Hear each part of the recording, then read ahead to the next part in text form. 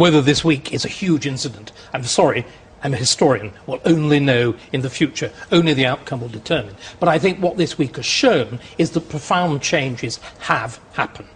The two things about these riots. The first is, in one sense, they're completely superficial. Somebody brilliantly put it there, it's shopping with violence. It's merely extended commercialism. I think, for me, the key image was the woman coolly trying on a pair of trainers outside a looted shop. So that's one aspect of it. The other, though, I think there has been a profound cultural change. I've just been rereading Enoch Powell, The Rivers of Blood speech. His prophecy was absolutely right in one sense. The Tiber didn't foam with blood, but flames lambent wrapped round Tottenham and wrapped round Clapham. But it wasn't intercommunal violence. This is where he was completely wrong. What's happened is that a substantial section of the chavs that you wrote about have become black. The whites have become black. A particular sort of violent, destructive, nihilistic gangster culture has become the fashion. And black and white, boy and girl, operate in this language together. This language which is wholly false, which is a Jamaican patois that's been intruded in England. And this is why so many of us have this sense of literally a foreign country. In that speech, Enoch Powell talked about 15 or 20 years' time, the black man having the whip hand over the white man. That's not true. What's happened is black culture. This is the enormously important thing. It's not skin colour, it's cultural. Listen to David Lammy, an archetypical, successful black man. If you turned the screen off so you were listening to him on radio, you'd think he was white. David, absolutely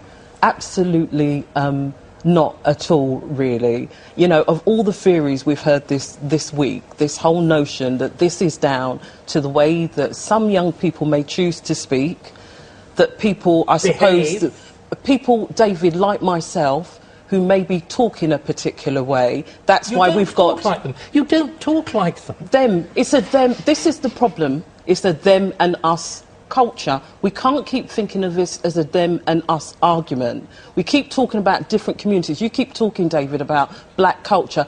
Black communities are not homogenous groups. Of course not. So there are black cultures, lots of different black cultures. What we need to be doing is we need to be thinking about ourselves as not individual communities, as one community. We need to stop talking about them and us. We need to be talking about our children. We need to be using words like we and stop putting this blame on different people. The blame culture has got to stop. We've got to face head on what the issues are. Just to understand, when you're saying that white culture has adopted black culture, are you saying that has been at the heart of the rioting? Is it black culture that has caused rioting? Remember, what we're dealing with, listen to these boys. Listen to... I think you should answer the question, David. Is that what you're saying? Black culture is the cause of rioting? This is the text sent by the girl who had been the Olympic ambassador, who then engages in shocking acts of looting. Pigs shouldn't have killed that guy last night in it. Then they wouldn't get blown up. Girls going to steal, wheeze. But it's stealing Dewey. The shopkeeper ain't fucked their mugs. No, sorry, excuse me. Utterly outrageous, obviously, what you're saying. What you're doing is you're equating black culture with criminality and you are. Let me finish. No, and you said. Let me finish. And you said David Lammy, when you heard him, sounded white, and what you meant by that was that white people equals being respectable, and that white people, by adopting black cultural norms... Look, black culture in this country has had a huge contribution. Our music and a whole range of cultural ways. You glorify rap? David, I use rap in schools to teach children literary devices, and it is a fantastic way for children... It's very good for rhythm and the literary... to re-engage boys. Rap with rioting on the streets? Is that what you think? Well, it certainly glorifies it. Actually, if you look at rap actually glorifies some rap. If you look at their videos, actually, it reinforces the materialistic world that we live in. When was the last time you watched a rap video or looked at a rap song? Tell me about a rap artist, David. David, how much do you actually know about hip-hop? I'm genuinely curious to know about this, because you're a historian, you deal with empirical evidence, you base your theories on evidence. So explain what your evidence is before you make, frankly, what a lot of viewers will find offensive generalisations. I think in these are times when we need plain speaking. And plain speaking is necessary. You remember, facts, I'm going to give you them. If you will stop interrupting, you're getting a sort of doing a Cheney Jeremy Paxman. I took part in James' Dream School.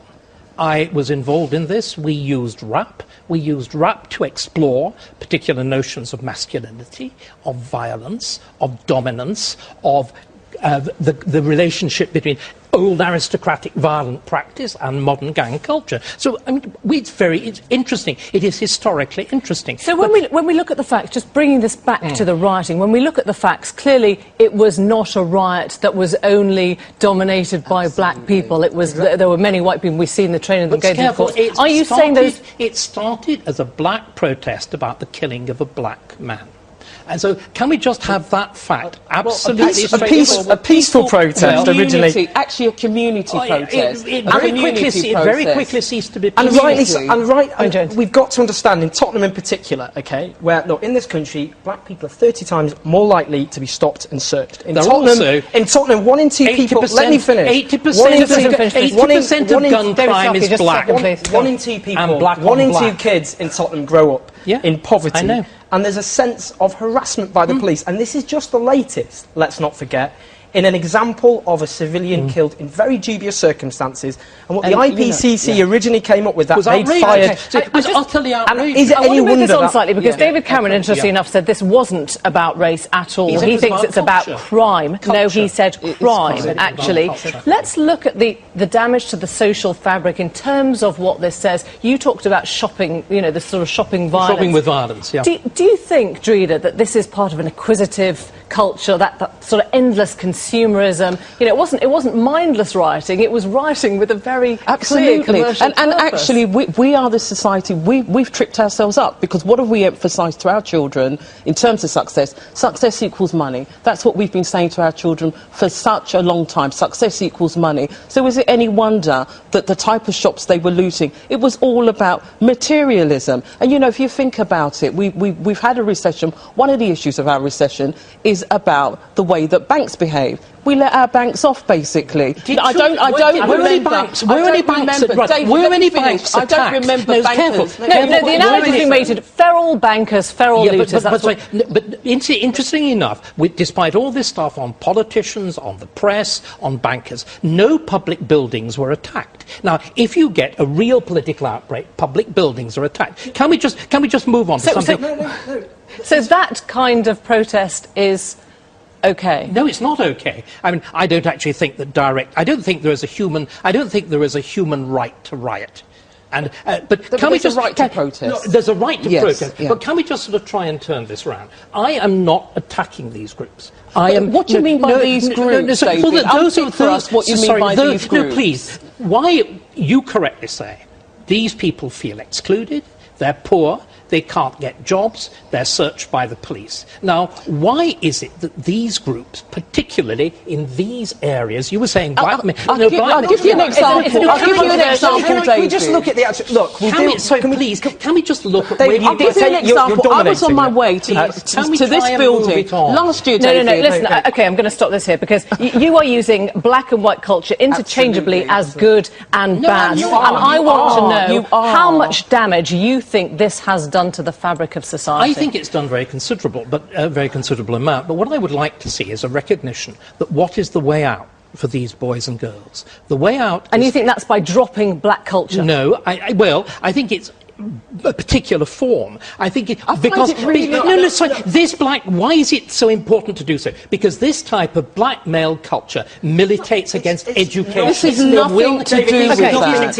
Owen Jones, there will be people watching who think that black culture is synonymous with gang culture, at least. Absolutely, and that is something which we need to obviously fight against. Look, there's an angry backlash going on at the moment, and understandably so. People felt terrorised in their own communities. I felt that, and my friends felt that.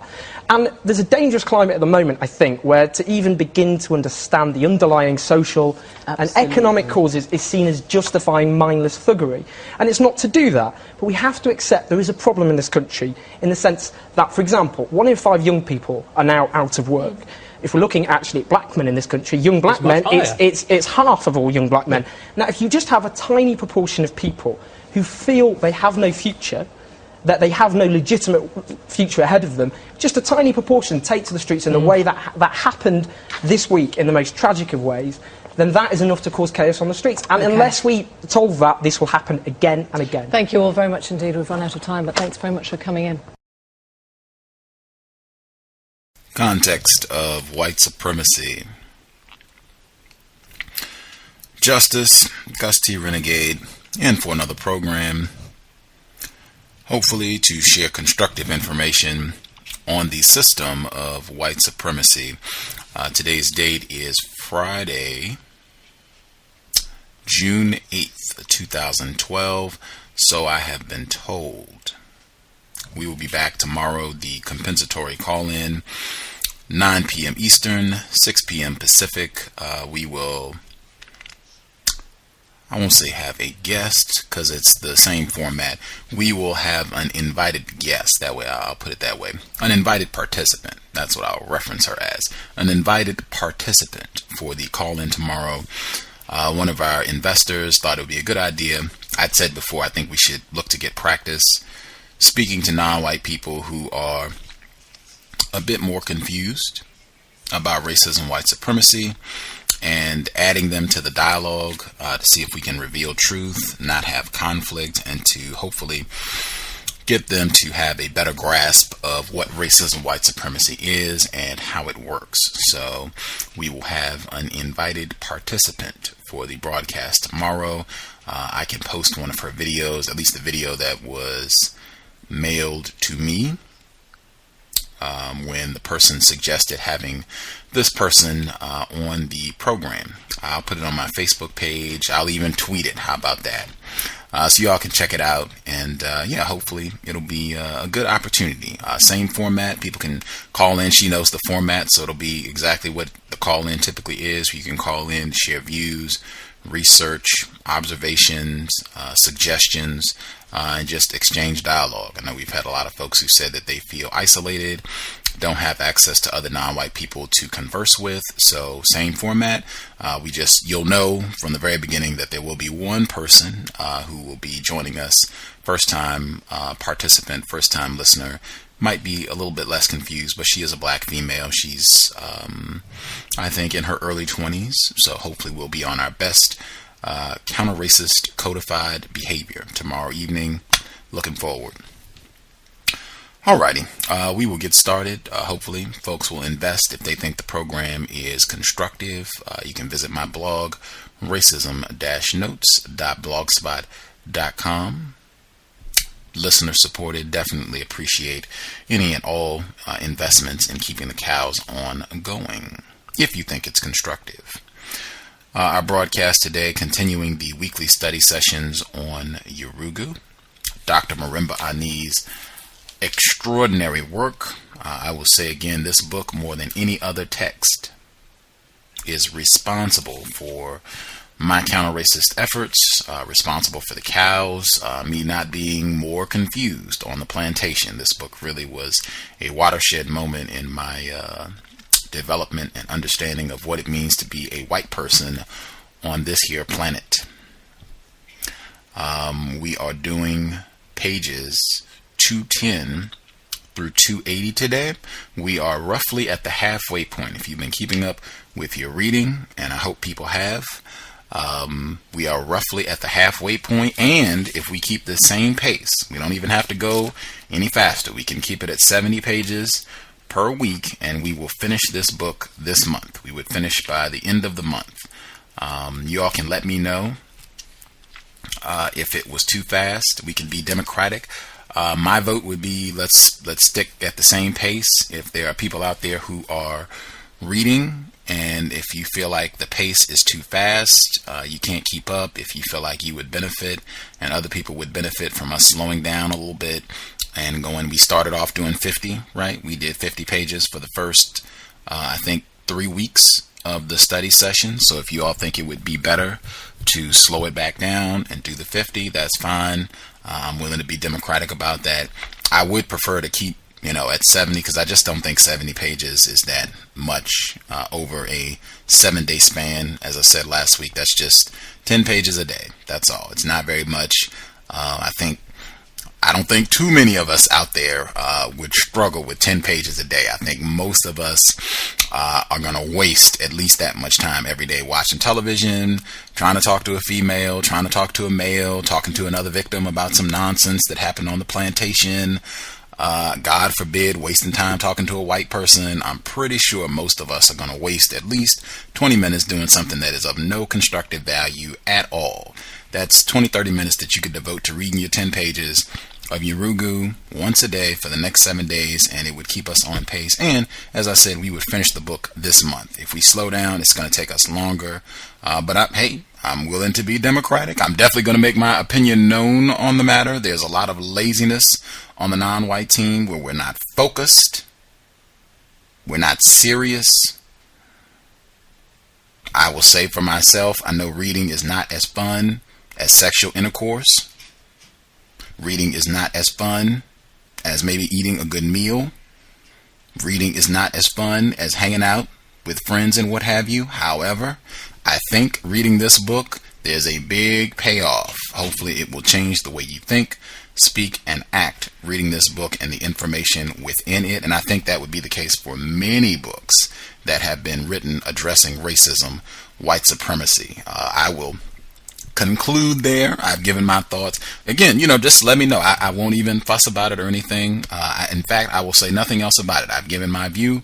You all can, when we hit the phone lines later, hopefully people have read and will participate. You can let me know if you would prefer to slow it back down. We can do 50 a week. That's fine. Just let me know. I have nothing else to say about it. My final thought will be, we have been reading this book now. I think this is the 4th or 5th week that we've been reading this book. I read this book in 2 weeks.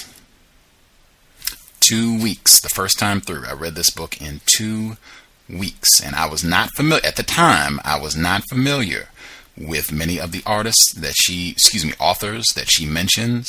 Michael Bradley, I hadn't read Iceman Inheritance at the time. C.O.W.S, I hadn't even read Mr. Fuller's work, so I didn't have as much information as I have now.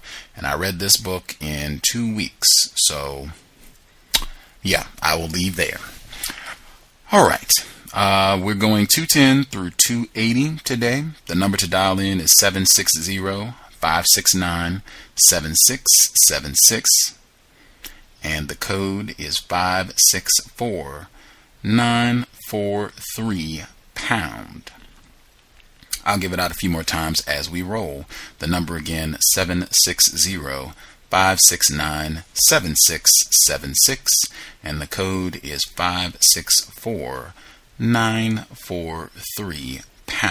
And same as before, if it looks like we're not really having participation, I will suspect that people have not kept up with the reading, and we'll just do the 2 hours if it looks like people are not calling in to participate and discuss the reading. I'm not really even as interested. I'm not talking about people just calling in to comment on what they've heard, but people actually having done the reading, having some questions about the reading material or other thoughts. I'm obviously not going to be reading the whole book, but if they have other sections that they want to talk about and what have you, and really having, as I said, a book club experience around this text. So if I'm not seeing participation, we'll just do the 2 hours and wrap up. And as I said last week, that kind of saps my motivation for wanting to do this, if people are not participating, because this is being done for listeners to read the book and hopefully get a better understanding of this, I think, extremely important text, one of the 5 most important books that I am aware of. Alrighty. We are doing chapter 3. Chapter 3, the title, Aesthetic, the Power of Symbols. Aesthetic, the Power of Symbols. I'll kick off the same way she does with a quote from Ayi Kwei Arma, who also has one of my 5 most important books, 2000 Seasons. The quote is that our left eye should be set to see against its twin, not with it. Surely that is a part of the white destroyer's 2,000 seasons of triumph against us, that the sight of the eye should be unconnected, cut off from the mind's embracing consciousness, that the ear's hearing should be blocked off from the larger knowledge of the mind, that the nose's smelling and the tongue's tasting should be pushed apart from the mind's whole consciousness. What is that but death's whiteness in delirious triumph? The walls of whiteness built to separate sense from sense. Mr. Ayi Kwei Arma, phenomenal author. I would highly recommend any of his reading material. He has essays as woo. He has some phenomenal essays. Wow. At any rate, moving forward, that whole passage, I think, context. Man, white people are fabulous at destroying, eroding context, how things relate to other people, other things, how things are connected, spiritually connected, connected to the ancestors, things that have happened, will happen. White people are very good at destroying context, which really does a lot to erode meaning and your understanding of what's going on, who you are. I mean, it really does a lot to disrupt your understanding of everything. Okay. She begins the chapter talking about a lot of the main themes that we've been discussing already: universality, beauty, art, and how everything white people do, I think she's been saying this consistently, is driven with a political objective to maintain and enforce worldwide white supremacy. This is on page 212. She's talking specifically about music, the difference between the way that the white European mind looks at music and art, and the way that black people and non-white people worldwide look at music. I will say again, rhythm helps your time have meaning. She is quoting from Max Weber on 212. Bottom quote, Mr. Weber writes, this is quoting from Walton talking about Weber. There we go. Weber concluded that only in Western music is the drive toward rationalism a predominant concern, and his findings resulted in what became for him a central question. Why does efficiency of means in relation to ends, Weber's definition of rationalism, result in a spirit of disenchantment with life, a state of being where life or death has no meaning? Bottom of 212. I'm skipping over to 213 because I think this is also relevant. This is Dr. Ani writing. There were most certainly forms of European music designed for communal participation, sometimes hundreds of singing voices walking through European countryside at earlier stages in European development. But the asili was such that this form would soon be eclipsed by those that suited an Utumoroho craving power and an Utumawazo constructing mechanisms of control. Communal and participatory music art forms would be discouraged until they all but disappeared, since they did not reflect the ideological matrix thrust of the culture. They were not European, in quotes, enough. The emphasis on communal participation in African music gave rise to antiphony, or the call-response question-answer form that has carried over into the musical creations of Africans in the Americas, as Walton points out. Whereas control, technical precision, and theoretical complexities are valued in European classical music, rhythm and tonal variation are primary concerns in African music, and the symphony, therefore, has limited aesthetic potential to the African ear.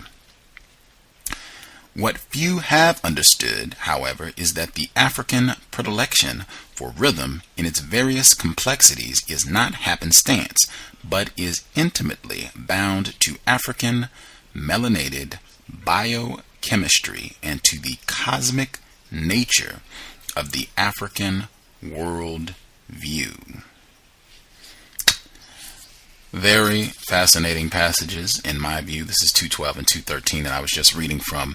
And I think it goes back to the consistent point that she makes, not just in this chapter, but throughout the book, about with black people and non-white people worldwide. There is a strong contrast between the way our world view and the white world view.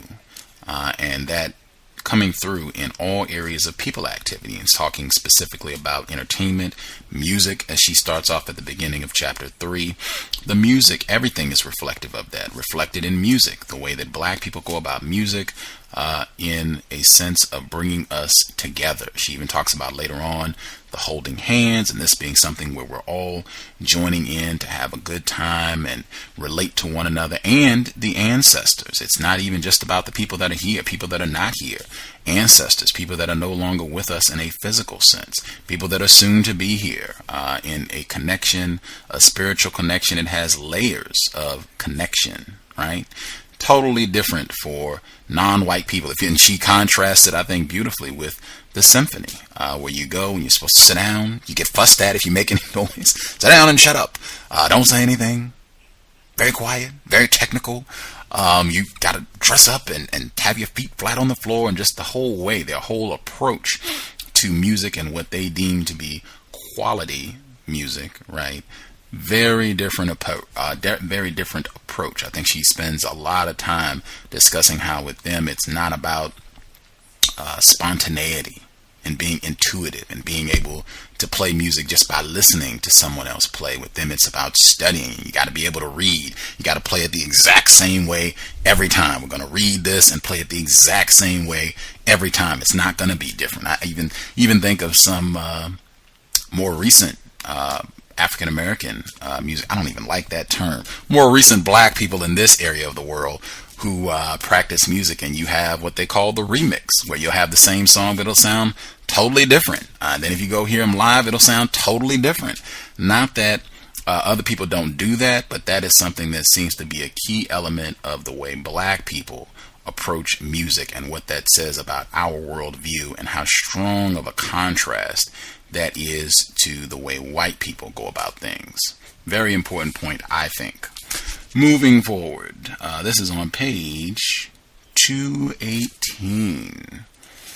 218. I was having in mind as well, I'm not going to spend too much time so we can stay on the text, but I had in mind, I think that is why white people have done so much damage to our current forms of popular music, in making it much less communal, making it violent, aggressive, and something that is very destructive, where it had a totally different purpose before it was contaminated by racist man, racist woman, racist child. Strong contrast. I mean, in a short period of time, if you just go back and listen, Marvin Gaye, What's Going On, Earth, Wind, and Fire, go back and listen to what black people music we were making in the 70s, contrast that with, what we got now, 3-6 Mafia. Yeah. Anywho, 218.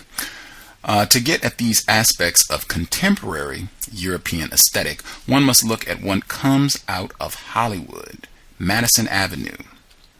Children's picture books, magazines, imagery in ordinary language usage, and fairy tales, she puts that in quotes, media that abound with cultural symbols, religious paintings, novels, comic books, and the like.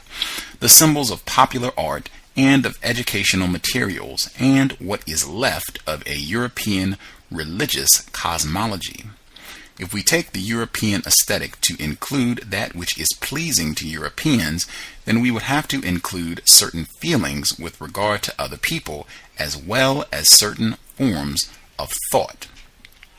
The European receives pleasure from a feeling of control over other people. This feeling is extended to the most ordinary participant in the culture through her identification with the European hegemony. Power is aesthetically experienced in the ability to manipulate others, and this desire has been culturally sustained and generated perhaps since the Indo-European experience. It is so deeply a part of the European aesthetic that even those who consider themselves to be free of the excesses of distortions of European chauvinism, critics of American foreign policy, for instance, are not prepared to face the consequences of a dramatic depreciation in European power. I just want to stop right there. For me, that would be like so-called white liberals and these so-called white people who allege to be against racism, white supremacy. Even the ones who will give some truth. Yeah, there is a system of white supremacy and we've done you niggas wrong. Even they would be furious, angry. I think Pharaoh Winfrey touched on that. We might act like, we might pretend like we're not racist, but if we really felt we were losing some of our power to black people, we would not be happy and we would get moving to correct that problem. Continuing on 218, Dr. Ani writes, the Western aesthetic is, in this sense, tied to the European Utamoroho, need for supremacy, and European ethic, and the European's image of himself as the adventurer, discoverer, who continually seeks new lands, peoples, and resources to conquer. All of this is emotionally pleasing to him. Similarly, as both William James and Arthur Lovejoy have pointed out, rationalism, the mode of abstraction, and the idea of progress and evolutionism are all aesthetically and emotionally satisfying to the European mind. They seem to fit. They are harmonious with the Western conceptions of the universe and are dictated by the asili of the culture. European art is oppositional, developed through what Armstrong calls a dialectic of polarities. In his view, European art therefore can be understood as a series of competitions based on contrasts. There are those arts which compete for gravity, those that compete with emptiness, and those that compete with silence.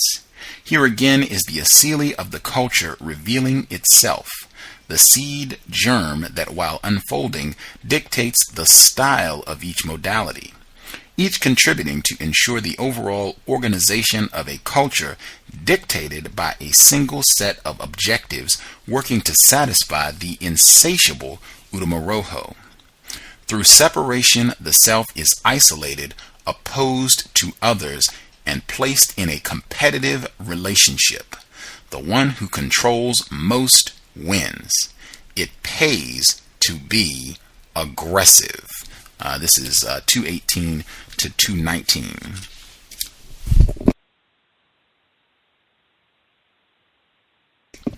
Okay. Phenomenal work. I think sometimes her work is clear enough that really nothing else needs to be said. She lays it out so brilliantly. What I would say is look for that. All areas of people activity. It doesn't really matter what white people are doing.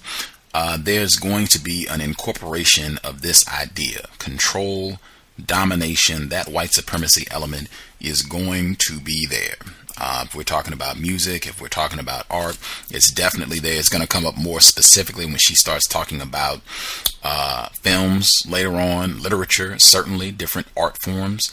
It becomes crystal clear that that white supremacy element, that domination element has got to be there. That is a part of what they find to be appealing, attractive, the idea of domination, control, a competition of sorts. I think we've touched on that before, how in all areas of people activity, at all times, white people are going to think about things in terms of some sort of competition. It's not going to be cooperation and us working together. It's going to be, no, there got to be different sides. There's got to be some sort of dichotomous thinking where I can make a separation, where there's a competition of some sorts going on. There's some sort of battle going on, and I want to make sure that I'm aggressive and that our side, the white side, comes out on top. That's just the way that their worldview is set.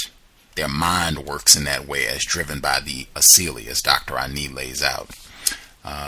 This is flipping to 220. This chapter, I really felt like, yeah, this is what I've been talking about.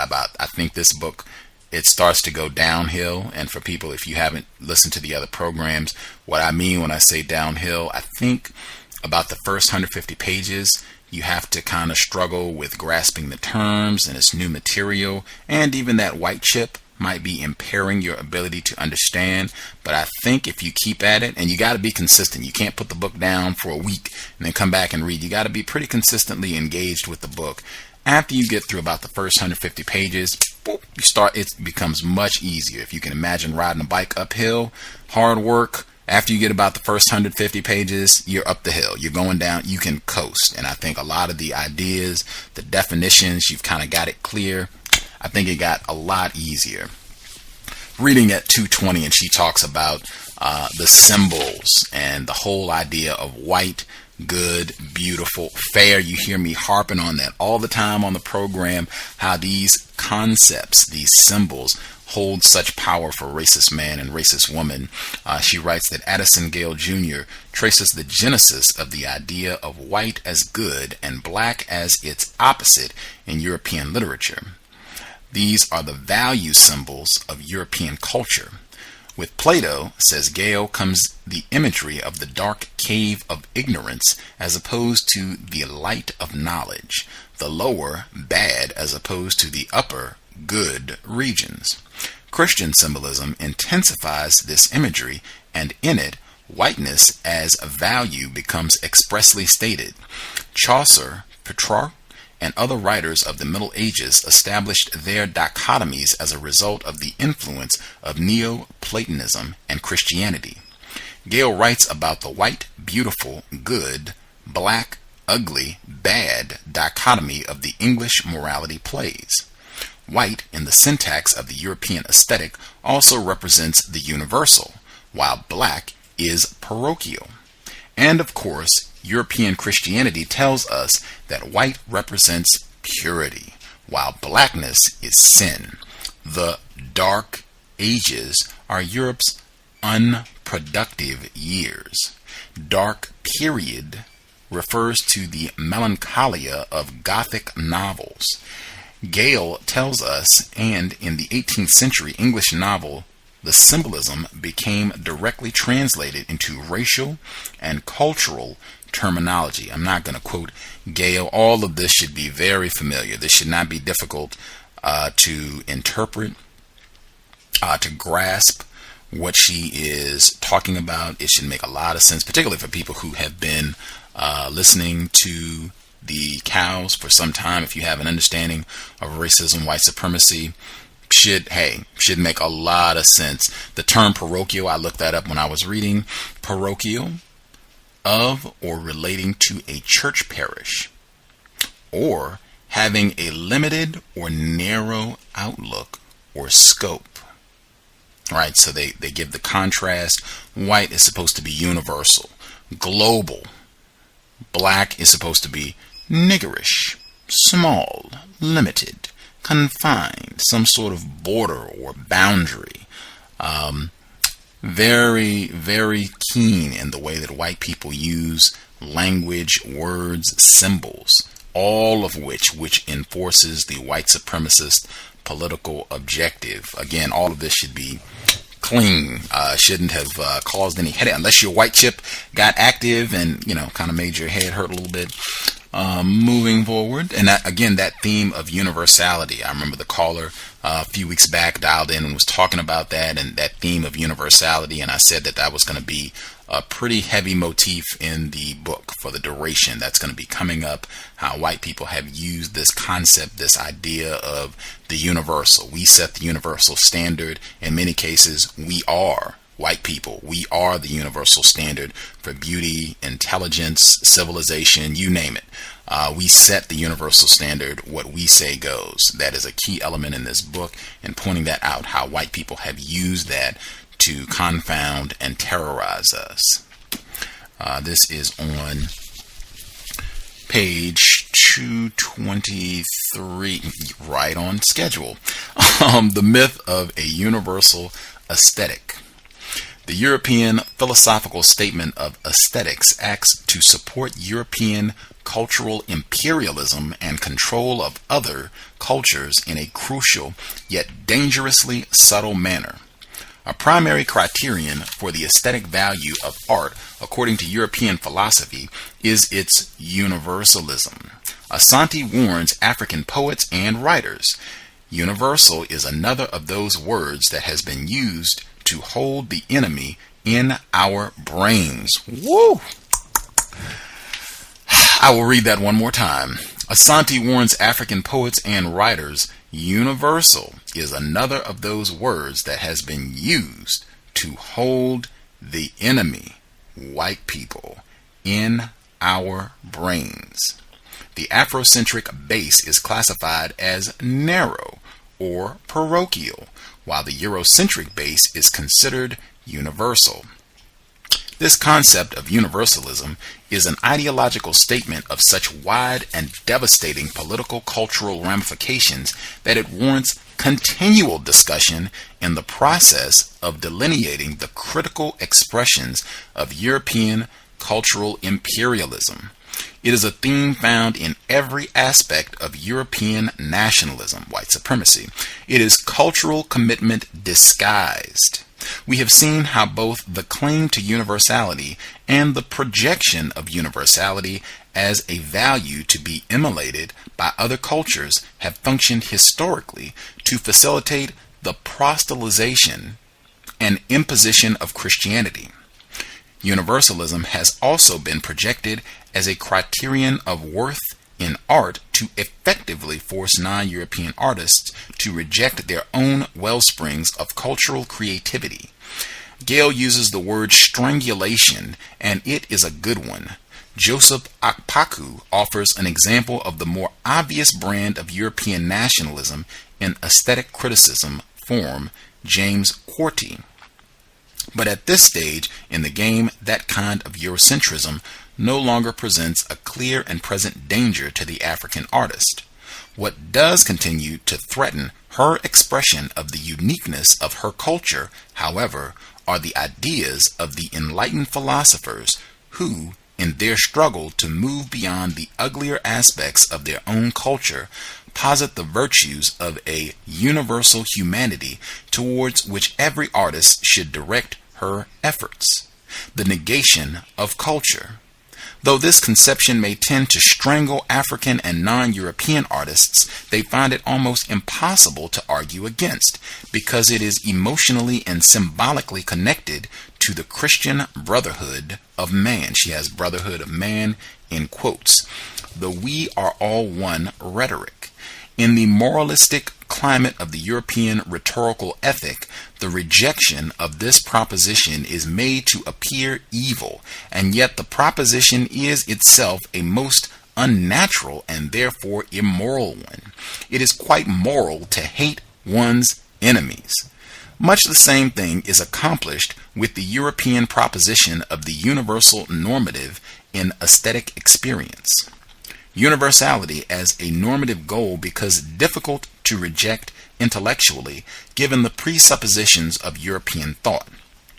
That is why the road towards intellectual decolonization begins with a precarious obstacle path, an escape from the maze of European mythoform.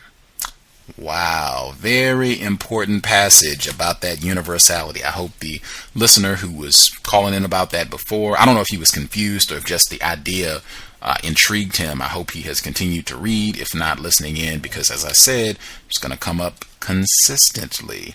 And that passage right there, I think is so important because it reminded me of so many different things. It reminded me the person I will give a shout out, recognition really, Professor Kira Gaunt. She is the black female professor who, that acronym, Rhythm Helps Your Time Have Meaning, spelling out the word rhythm, got that from her in a class.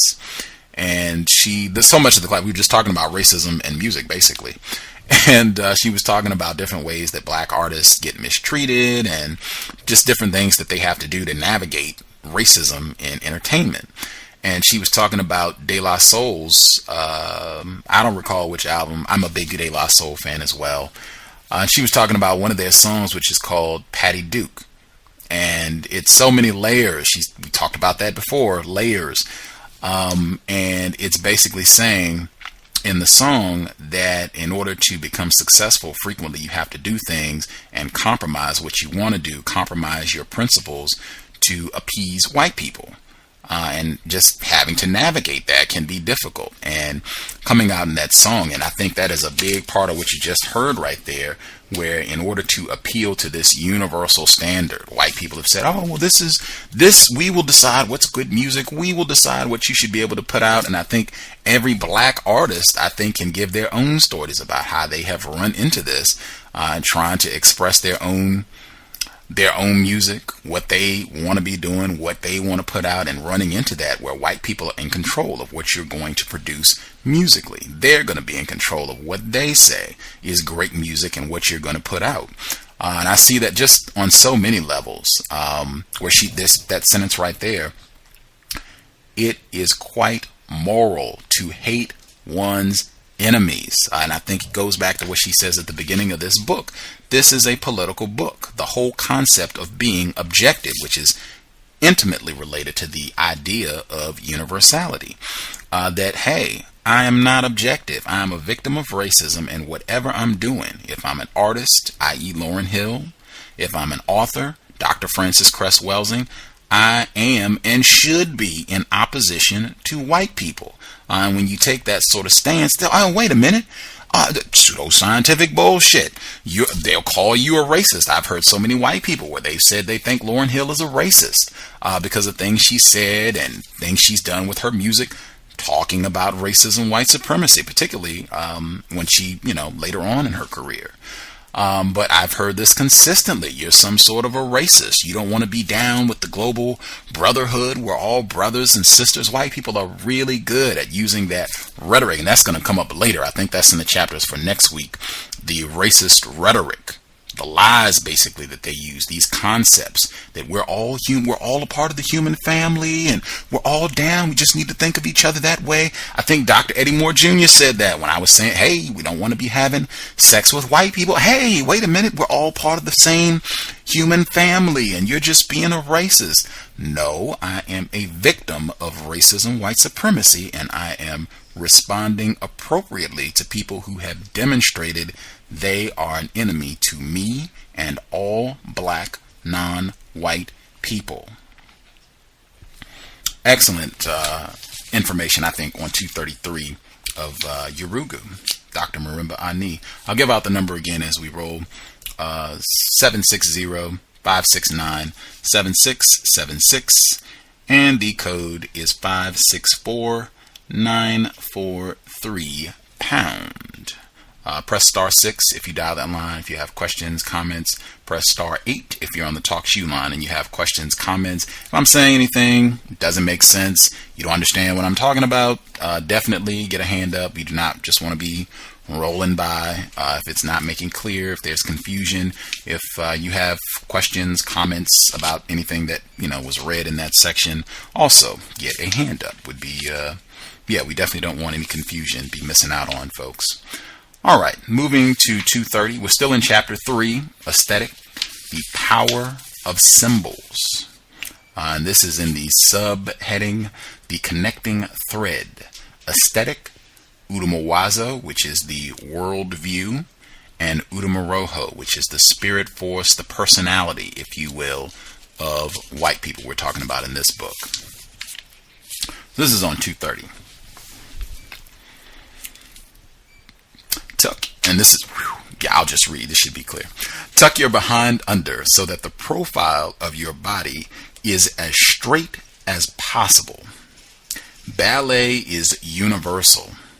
Other forms are ethnic and therefore culturally based. So continues the myth of the European aesthetic. The Greek conception of beauty still affects whites, European Caucasians, and tyrannizes blacks, Africans, who judge their physical appearance in relation to how closely they approximate the blonde Adonis and Venus. African culture itself, and this is certainly true of other non-European cultures, offends the European aesthetic. It is too human. Beauty terrorism. And all of this, in my view, conscious. White people are very aware of the damage it does to black people. They know that you're going to have tons of black people and non-white people worldwide, not just black people. The skin bleaching creams, that is a multi-billion-dollar industry in India, around the world. They know this is the sort of thing that's going to happen, where you got black people putting clothespins on their nose so that they can have a nose that is closer to that of a white person. They know it's going to produce Michael Jackson. They know this sort of thing is going to happen. They know that they get major bang for all of the time, energy, and currency that they expend in putting up those images of Snow White, the fairy tales, as Dr. Ani already touched on. They know all of that is going to have major and long-term consequences, negative consequences for black people, non-white people worldwide. Very important. And again, we've covered all this. Beauty Con Game, Pam's book, Trojan Horse, everybody should be in the know about that, but more importantly, applying and not minimizing that. It can't just be that you understand that, but then you still have your child parked in front of the television, and still your child, hey, I'm going to see Charlize Theron, her brand new movie, Snow White, I'm trying to go see that. I mean, it can't just be, yeah, I understand that's racist and everything, but we're going to go, I mean, it's got to be an understanding of, whoa, this is a major white supremacist affront. We are not going to see this film, and we're going to try to encourage other non-white people to also avoid this film like the plague. As Cynical African pointing out, we do not need any more Sammy Sosas, Little Kims. We do not need any more of that. All victims of racism, white supremacy, and they know that's going to be the end result of their system. Moving forward. This is on page 231. Let's see, where are we going to go? Yes, this will be 231 to 232. 231 to 232. While elite art presents and reaffirms Udumawazo, the cultural cognitive style, popular art services Udumaroho, the effective life force of the culture. Of course, European Udumawazo and Udumaroho are intimately connected in a symbiotic relationship, feeding on each other. It would be wrong to think of them as disparate phenomena. The generalized cognitive modality, Udumawazo, takes a particular form because of the nature of the cultural personality, the shared characteristic spirit of the people. Udumaroho and aesthetic spring from the same bedrock of cultural reality. Both have to do with feelings, that which would be psychological on the personal level. Udumaroho is the source of cultural aesthetic in the sense of a kind of pleasure principle. The peculiar nature of European culture is that its success, in quotes, is totally dependent on the maintenance of its unique Udumaroho. The Udumaroho, power-seeking, expansionistic, spiritually deficient, needing control, is the driving force beneath the mechanisms and behavior patterns that contribute to the definition of the culture.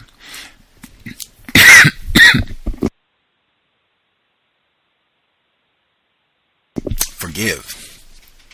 This Udumaroho is the energy source that keeps the culture going. Popular art is used to present the icons that tap the energy of the Udumaroho. It is in this sense that art in the culture is not peripheral, but is an essential part of its sustaining ideological matrix, touching the lives of its members on a deep level. An image is an icon when it becomes a forceful presentation of the national cultural idea. It is a sensory presence defined by the collective vision and self-image. An icon is a powerful image that causes one to feel and internalize a culture. The most effective mechanism that performs this function in African culture is ritual drama. The art design is used to present the icon to the individual psyche. The icon has the special ability to forge individual psyches into a collective psyche.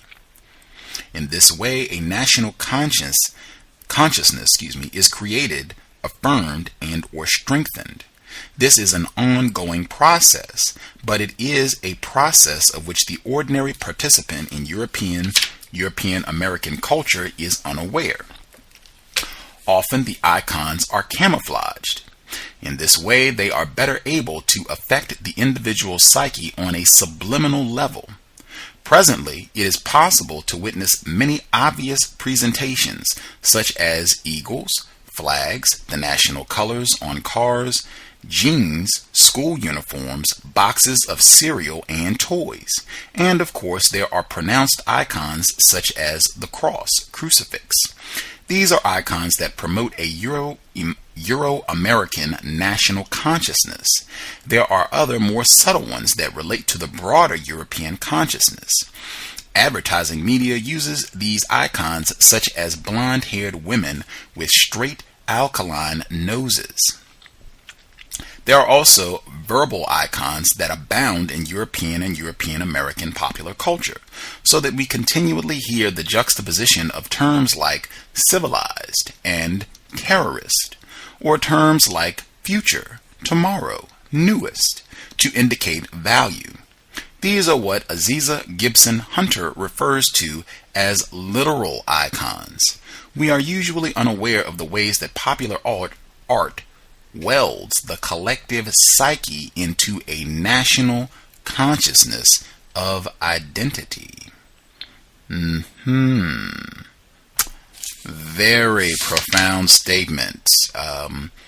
Words as icons. I think people have some familiarity with icons, symbols, that sort of thing. The Nike logo, for instance. I don't think most people think of words being an icon, and that definitely is the case. I think she laid out a few. I think fair is also one as well. So we will check in, see if any folks have questions. I do see one hand up. I'll give out the number really quick. The number to dial is 760-569-7676, and the code is 564-943#. *6 if you dial that line if you have a question. *8 if you're on the talk shoe line. Caller in Brooklyn, are you there?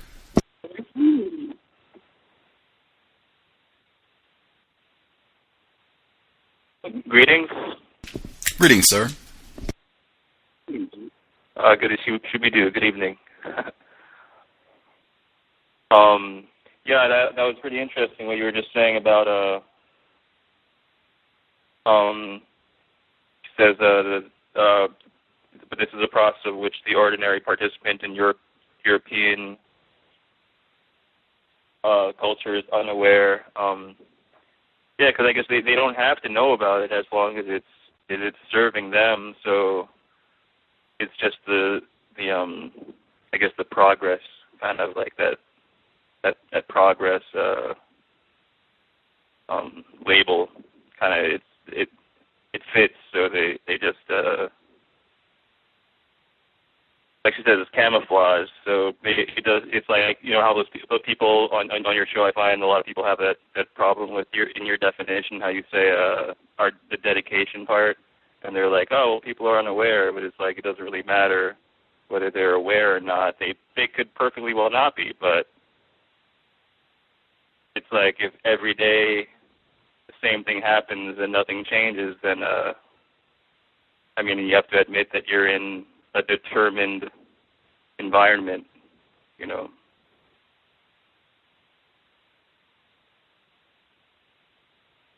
That's all I wanted to really glean on right there.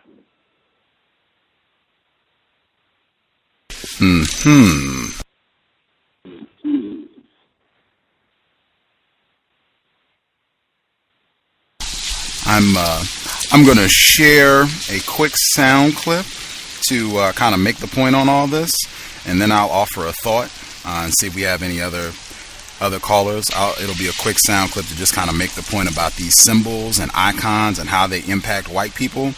This is from the film Patton, older film, but I think it directly speaks to some of the things we've already talked about and some of the things that are coming down the line. This is at the very beginning of the film Patton. He is standing, or I'll put it like this, he's standing in front of a group of armed killers, military white people. There's a massive American flag behind him, and I mean massive. It takes up the whole screen behind him while he's giving this speech. So this is Patton talking about white people. I want you to remember that no bastard ever won a war by dying for his country.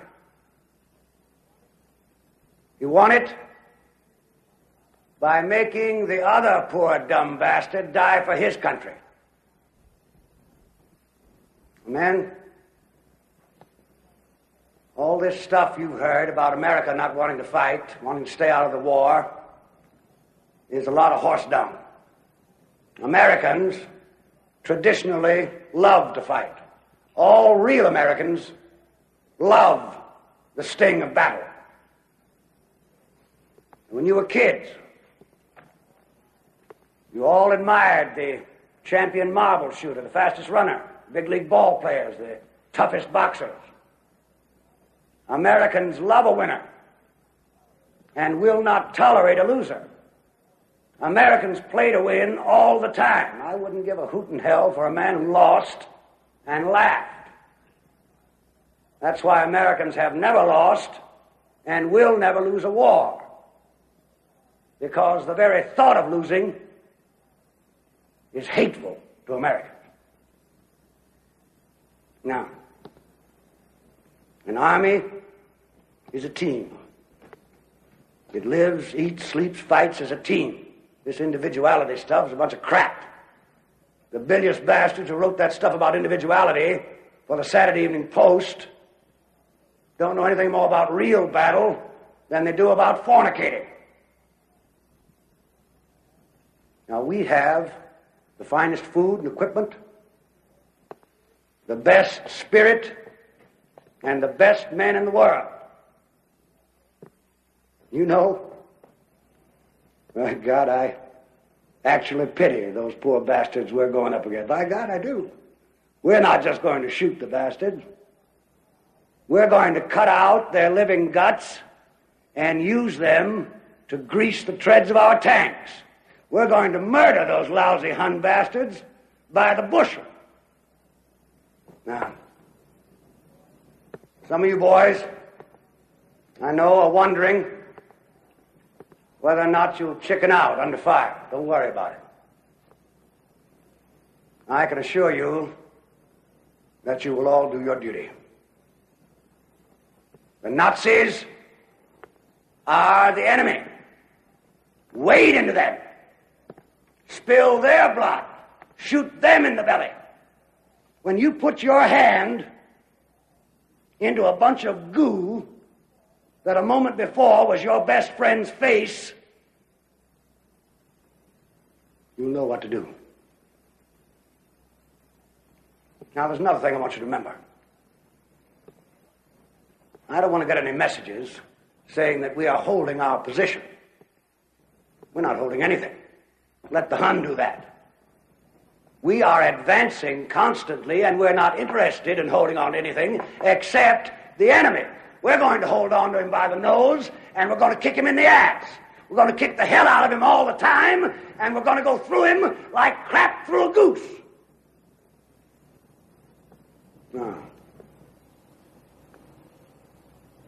there's one thing that you men will be able to say when you get back home. And you may thank God for it. 30 years from now, when you're sitting around your fireside with your grandson on your knee, and he asks you, what did you do in the great World War II? You won't have to say, well, I shoveled shit in Louisiana.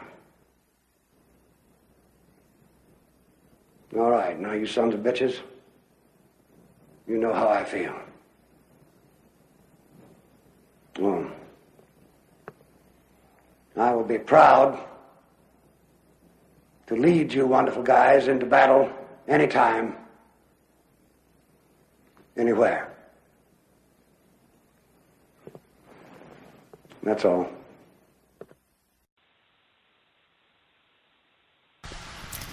Context of White Supremacy. If you want an icon, that would be one. I think that's faded a little bit now. I suspect white people that are 20 and down, they probably don't have the same connection to Patton. But if you catch any white people that I would say probably 40s and up, 50s and up, but they know about Patton. That film, just that is all about white people.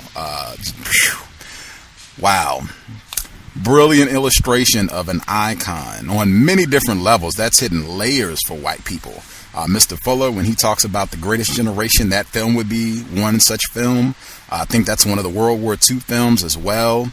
Major iconography for white people. They tend to lionize their killers. I was going to say they are war heroes, but killers would be more accurate, and generalizing it, making it broader in every sense. They tend to lionize white killers, be it Jeffrey Dahmer, Charles Manson, General Patton, Stormin' Norman from back in the 90s, the first time they were doing the terrorism in the Gulf. They tend to really celebrate and worship white killers, frequently, most often, of other non-white people. Major iconography. I would say Jeffrey Dahmer is an icon under racism, white supremacy. Charles Manson is an icon under racism, white supremacy. This is how white people get down. At any rate. Oh, yeah, go ahead, sir. Yeah, I knew a guy down in the beach in L.A., a white suspected racist, and he was actually in a relationship with a non-white female, so, you know, maximum aggressive. But this guy wanted to get tattoos on his arm. He wanted to get what he called the $1 Million Club, and what it was he wanted to have tattoos of people that had killed at least 1 million people on his arm. So he had like one of the three of Columbus's ships. He had like, it was the Nina, the Pinto, or the Santa Maria. I can't remember which one. And then he was going to get a Hitler and like Vlad the Impaler. But did you get that email I sent you earlier, Gus? Oh, yes, I did. I checked out the song. The only struggle I had with it was that the lyric, like I couldn't make out the lyrics myself, so I knew for listeners it might be a bit of a tussle. Let me see. I improvised a bit. Let's see here. Yeah, I thought it might be a little bit unintelligible, but it just sums it up, I guess, you know. Let's see if this will work. And that's what that. I didn't mean to interrupt you. Go ahead, sir. No, all those when I was in LA about 5 years ago, that's what all those white people out there. That's what they were all listening to, like these few like rock, punk, so-called punk music from the '70s. All this really raging, hateful, like, you know, misogynistic, very Caucasian, kind of explicitly sometimes too. There's some kind of straight white supremacist stuff too, but yeah, they're classics. The classics. I'll give a little demonstration for our listeners so they'll be in on the conversation of what our listener is referencing. You greedy bastards! Well, it's a good goddamn thing, though, because, I got someone to say, I killed a baby to tea.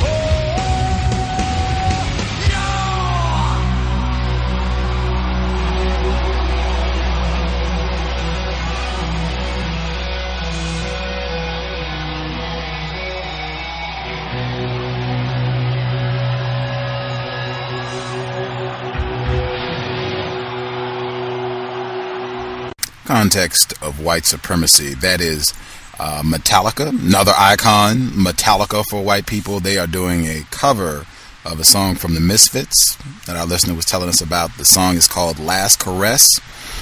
Just for people, if you could not hear the lyrics clearly, so you will be caught up. The lyrics, I got something to say. I killed your baby today. And it doesn't matter much to me as long as it's dead. Well, I got something to say. I raped your mother today. And it doesn't matter much to me as long as she spread.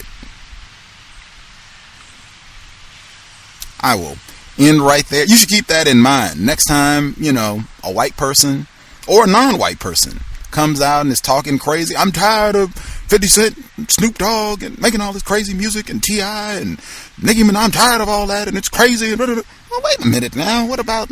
Hey, I'm in Seattle. What about Nirvana? Smells Like Teen Spirit, I think, has about 17 million hits for one of those videos online. It's in the... I'm not going to play that one as well, but the land of Seattle. This is someone who blew his own head off, Kurt Cobain. And he, again, lionized. He's huge museum display. If you go to the Experience Museum, Music Museum, I forget the whole title of it, but it's in Seattle Central next to the Space Needle. Nirvana's one of the greatest bands of all time. And just check out the lyrics to Smells Like Teen Spirit and see if you see anything that matches what Dr. Ani is talking about here in Yurugu. Is there anything you wanted to get in about that song that you shared with us? I had never heard of the song or the group Misfits. I'd never heard of them. Anything you want to share, listener in Brooklyn?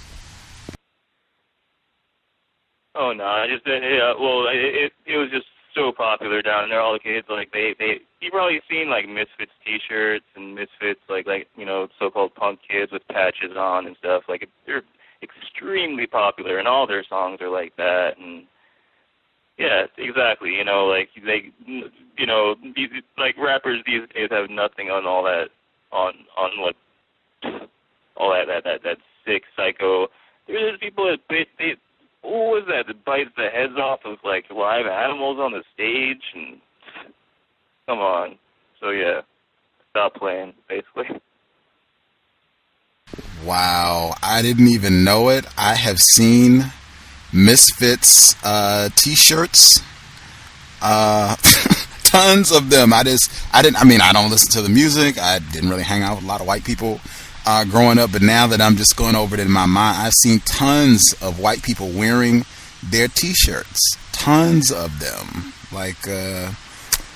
Wow. And Nirvana, I'm not gonna play the song or whatever. I'm sure people know Nirvana or have heard of them to some degree.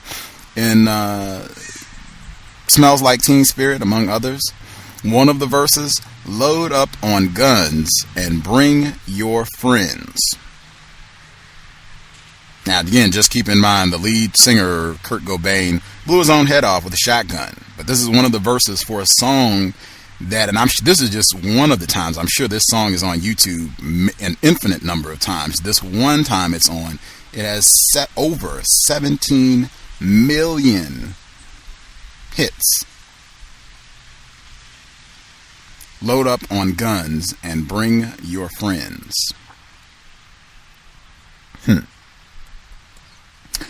At any rate, I will keep an eye out on the switchboard.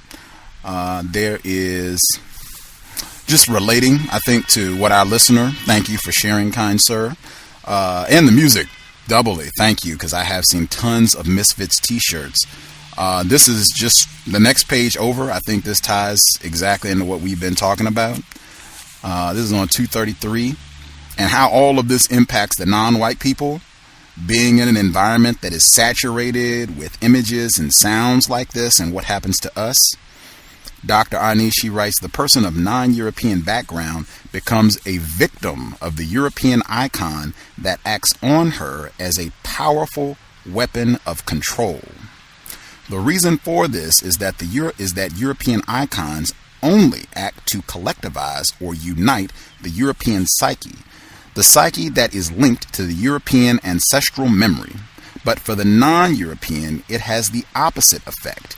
It takes what it finds of an African or other non-European collective conscious and splits it up, individualizes it, so that it can become placed at the service of the European nationalist cause. The solution is not as difficult as we might think.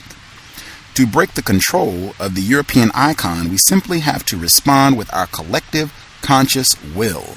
An African consciousness either automatically rejects European icons as displeasing or acts as a filter screening for that which reinforces African being.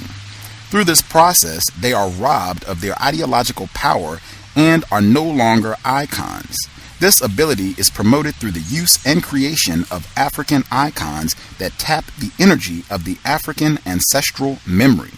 But in Euro-America, the popular aesthetic is supported by the elite aesthetic art that makes non-European icons appear to represent ignorance, imperfection, backwardness, all that which lacks value. The reason this I had such an experience of remembering. I remembered reading this passage the first time and just, wow. I remember the sensation that I had. So reading this passage, the reason the city is the valued mode of social organization in European ideology is not only because of its supposed efficiency for technical order. In the European urbanized setting, the mechanized and visual media have the greatest access to the human mind soul. The city is media. The myth of sophistication is that in the city one becomes a free thinker liberated from the control of small town morality. In point of fact, there is no corner of the city that allows us the privacy of our own thoughts. By shaping human experience, the city system shapes people. That is its value. The plethora of media, of which the educational system is a part, creates our environment and therefore, in a very real sense, creates us. The icons of the state order, the national order, of a European-dominated world order, the icons of European tradition, of Caucasian, Indo-European racial memory and pride, the icons of European expansionism and imperialism. These icons are constantly invading the subconscious and conscious of those who live in the metropole. Our visual and auditory images are continuously mediated through the accoutrements of city life. The city is media-filled. It is made of media. What better way to control sentiments, commitments that have become behavior patterns and goals than by affecting consciousness and effective responses? The Euro-American city creates and mediates images. That is its purpose, and perhaps the most important purpose of the popular art form. This art form also functions as a safety valve to express fears and ambivalence about the national cultural self. This point will be discussed further in the following chapter. Graffiti represents the production of images not controlled by the state order. It is therefore despicable, a defacement of property. But the advertisements that steal our sight, that crowd our vision, that fill the air which transmits sound, are not considered defacements because they contribute to the control of the image, to the creation of the icon. Very powerful information in my view. I remember the sensation that I had the first time that I read that portion of the book, and I was just stunned, because it seems so true. Like, wow, white supremacy programming you're just drowning in it if you are in a major city. The televisions, the jumbotrons, all of the images, the billboards, the advertisements, McDonald's, all of their biochemical terrorism. It's just everywhere. You can't even escape it. Even if you are informed about what's going on and you understand racism, white supremacy, you are still swimming in it. As Dr. Cambon would say, you are swimming in a cesspool. You can be aware of it, but that does not change the fact that you are still in a cesspool. And I would submit, I wouldn't care how great you are, how informed you are, how much of an effort you make to monitor your thoughts and your semantic environment, meaning things that people say, the words that are coming at you. It is very difficult. I would say it's impossible. Your mind is phenomenal. It is impossible to filter all of the white supremacist programming that you're going to be bombarded with if you live in a major city area. It's going to be there. It's going to be there, and it's going to have an impact on you. Real important paragraph. I will give out the number again, 760-569-7676, and the code is 564-943-pound. *6 if y'all have questions, comments. Again, I strongly suspect people are not doing the reading or not keeping up with the reading, which is why we're not having a book club format. As I had said consistently, not so interested in just Gus hanging out and reading material from the book. I have gotten comments, emails from people saying that they do appreciate the programs on Yurugu and it's helpful for them, and that they're not keeping up at the same pace, or they are keeping up at the same pace, but they appreciate it even though they don't necessarily call in with feedback about the book, questions, or different things that they picked out from the book. And all of that is cool, but it still does not change the fact that this is not really what I had intended. As I said, I really wanted group participation in the book, because this is what people asked for. This was not my idea to do this. I said I was willing if people were going to keep up, and my suspicion is that that is not happening. People would like to slow the pace down, go back to 50 pages. We can do that, but I would have to get folks speaking up to say that's what they would prefer to do. Other than that, I would suspect people are not keeping up with their reading for each week. Moving forward, let's see. Okay, this is on 233, 234. We just ended a chapter, by the way. Or I just read 233, 234. Sorry about that. We just finished up chapter 3. Just finished up chapter 3. And we actually finished part 1 of the book. Moving to part 2 of the book. Part 2 is Image and National Consciousness. Image and National Consciousness. We'll be dealing with the image of white people's image of themselves first. That's chapter 4, their self-image. And national consciousness is what? Think that sound clip of Patton, national consciousness. Chapter 4 is the self-image. This is white people's thoughts of themselves.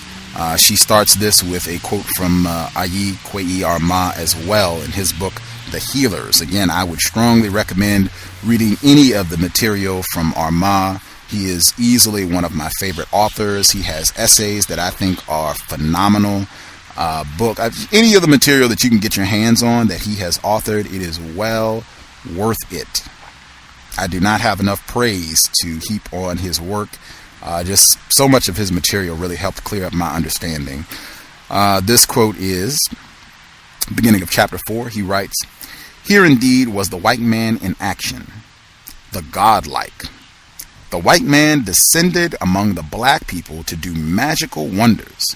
The white man was a god among mere men, a beloved father, God among infant men." And that is, in my view, that is how white people see themselves, have seen themselves for a long, long time. I've even heard white people say this, white people, professors who do trips where they go and do study abroad programs, where they go to the continent. And some of them have said they enjoy doing this because they get to feel like a god. The people look up to them and, oh my gosh, Professor such and such is going to come here. He or she is just so wonderful, and they do so much for us, and they're helping us out, and it's just wonderful having us here. How would we ever get by? We wouldn't be able to put two toothpicks together if it wasn't for this beloved white woman or this beloved white man. I mean, that white people. Let's see, I will start with this chapter on page 237. Oh, got that. 237. 243. And again, some of this I feel like this should be going downhill. If people have been reading and keeping up with the material, this should not be very difficult. If I was to compare this to what was written in like chapter 1, where you're first trying to get the definitions and everything down, I don't think this is anywhere near as difficult. I think this is a lot easier to grasp. Some of these concepts shouldn't be brand new. Shouldn't be the first time that you're hearing commentary about, we do have a few hands. I didn't see that. The person that called in from, I guess, turn the light up on my screen, sorry. Person who called in 0218, your line should be open, and the Skype caller, your lines are open.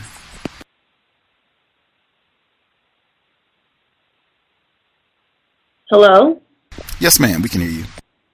Hi, I have a question before you really get into self-image. On the European aesthetic, on page 226, at the bottom paragraph, where it says the first sentence says universalism is a European myth used to oppress non-European artists. When I noticed that in the book, when Miss Ani refers to universalism, it's like another code word for imperialism, power over others, which is the core message of the European Asili. However, in last week's program with Dr. Cress-Welsing, she mentions how the world should be that of universal man and women. I wonder if you have any comments on her using the term universalism, since we are reading the book Yurugu, which states that universalism is pretty much a European myth used to maintain power over others according to their Asili.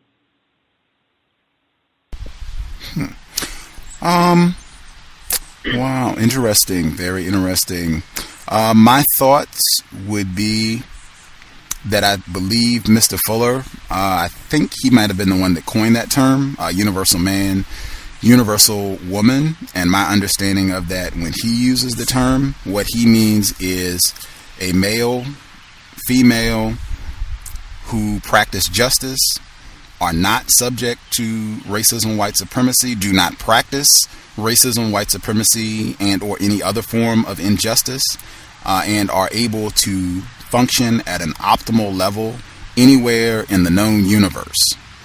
That is my understanding. I'm paraphrasing, but that's my understanding of what he means when he says universal man, universal woman. And I think he might define, I don't have it with me, but I think he might define that concept in the code book, universal man, universal woman. I'm very certain if it's not in the code book, it's in the word guide. But that said, I think it would come down to definitions. I think what Dr. Ani is talking about in Yurugu when she discusses the concept of universalism and how that's been a key tool of white supremacy, what she means is universalism as though this is a standard for everyone. So when white people talk about the universal concept of beauty or a universal concept of how quote-unquote civilization should look, they are talking about we set a standard for everybody and everyone has to conform to this standard, and if you don't, you're primitive, you're ignorant, you're backward, you're incorrect. And I think that is very different from the concept as Mr. Fuller uses being a universal man, or Dr. Welsing when she was on the program.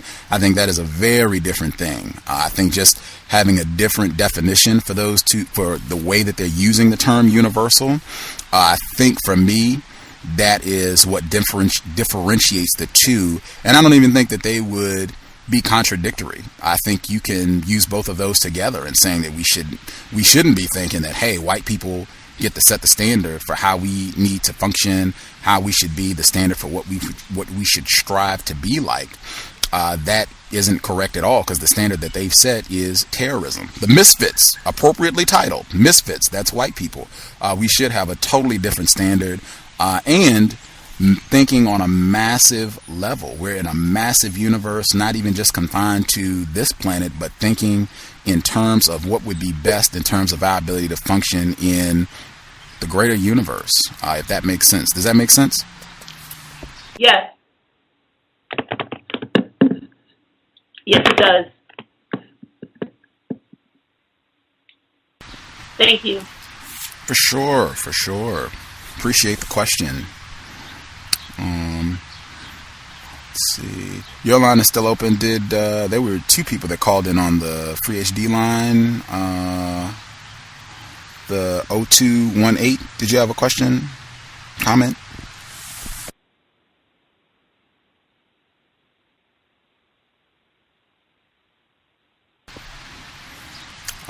Not hearing anything. 0218. I don't know if you were just listening, but I did see a hand. I don't know if you hit your mute button or what have you. 0218.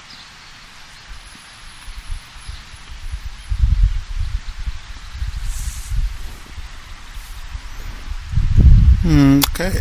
Still not hearing anything. 0218.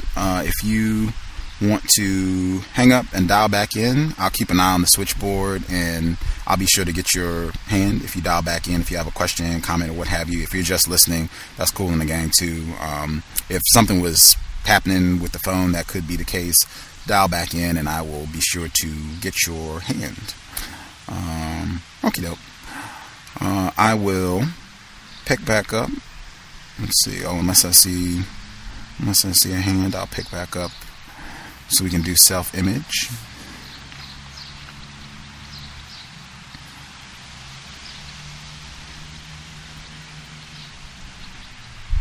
Okay, I'll assume she's just listening in, he, she, whomever.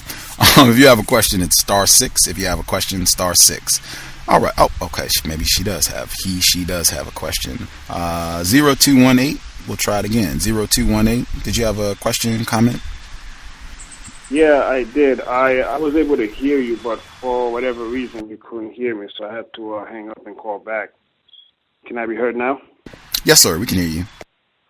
Yeah, I had a question on page 222. It's on the third paragraph. I don't know if anyone has asked this question before. I'm just now getting on.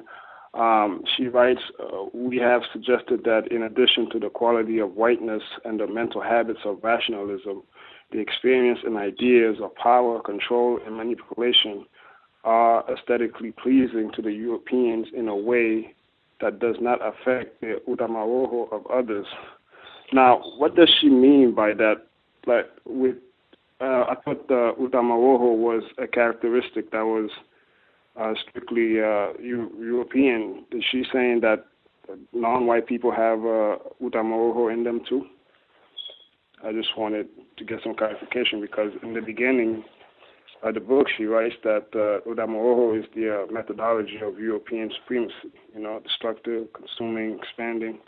I just wanted to know if she's applying, is she saying that Udamoroho is also a characteristic of, non-Europeans. It's on page 222. It's on the third paragraph. Oh, okay. I think in terms of the Asili, the Udumawazo, and the Udumoroho, those three concepts, I think she lays out that different groups of people all possess those. It's just that there is a difference. So this book, she's focusing specifically on the Asili, Udumoroho, and Udumawazo of white people.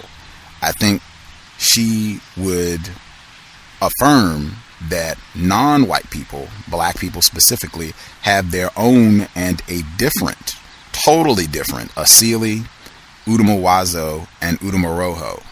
I think it's just in this book mostly she's focusing. It's an African-centered critique of European culture. So she's looking at and examining white people's Udumoroho, but non-white people, black people, I think she would say also have an Udumoroho, which should be different from that of white people. Often we get contaminated and we end up being similar with regards to our thought patterns. We end up being similar to that of racist man, racist woman, unfortunately being contaminated. But I think she would say that, yeah, all groups of people have these elements, an Asili, Udumoroho, Udumawazo, not just white people. It's just that white people have a unique Asili, a unique Udumawazo, and a unique Udumoroho. Does that make sense? And if any of the other folks who dialed in, if you don't agree or if you have a different view, if you all want to share your thoughts, that's fine too.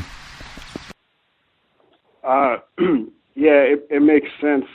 Now, I also want to say also that I just got the book like this past Wednesday, and did she talk about the Udamoroho and Udamawazo of non-white people in the first 210 pages? Because I started from 210 all the way to, I think, 278. I think I read, because I didn't want to, I wanted to be able to participate, so I didn't want to start all the way from the beginning, and I know it would take me like forever before I, catch up, so I decided to jump right in on 210. So did she talk about that in the first 210 pages? Yes, she does. Okay. Thank you for going out to do the reading. I appreciate the effort to get out and do the reading. I would say I suspect with this book, I think this book more so than other books, you probably want to go in order reading this one, because the terms, those three terms, she spends about the first 50 or more pages like defining those terms, because she's making up her own terms and her own definitions. So she spends about the first I think about the first 50 pages, maybe more so, because the whole first chapter is about the Udumawazo. So she spends a significant amount of time going over those terms, defining them, really trying to get people clear about those terms before she proceeds with the rest of the material. So yeah, I guess if you read on pace, if you keep up with us for the rest of the way, and then you're able to go back and read the first part of it, I think it'll be crystal clear what those three concepts mean and how it relates to everything else that you've read. Yeah, that's what I plan on doing. I want to follow through with the study group, and then after it's over, then I'll go back and do chapter page 1 to 210. But I think that's the only question I had so far. I'll make some statements and comments later on. But that's all I have for now. Okay. There's a glossary in the early portion of the book, and she kind of defines these three terms and some of the other terms that she uses pretty regularly in the book. White nationalism and objectification, scientism. She defines those in the glossary that is just before chapter 1. You might want to check those out as well. That might help you just being clearer on what she means when she uses those terms until you get a chance to go back and read the very beginning.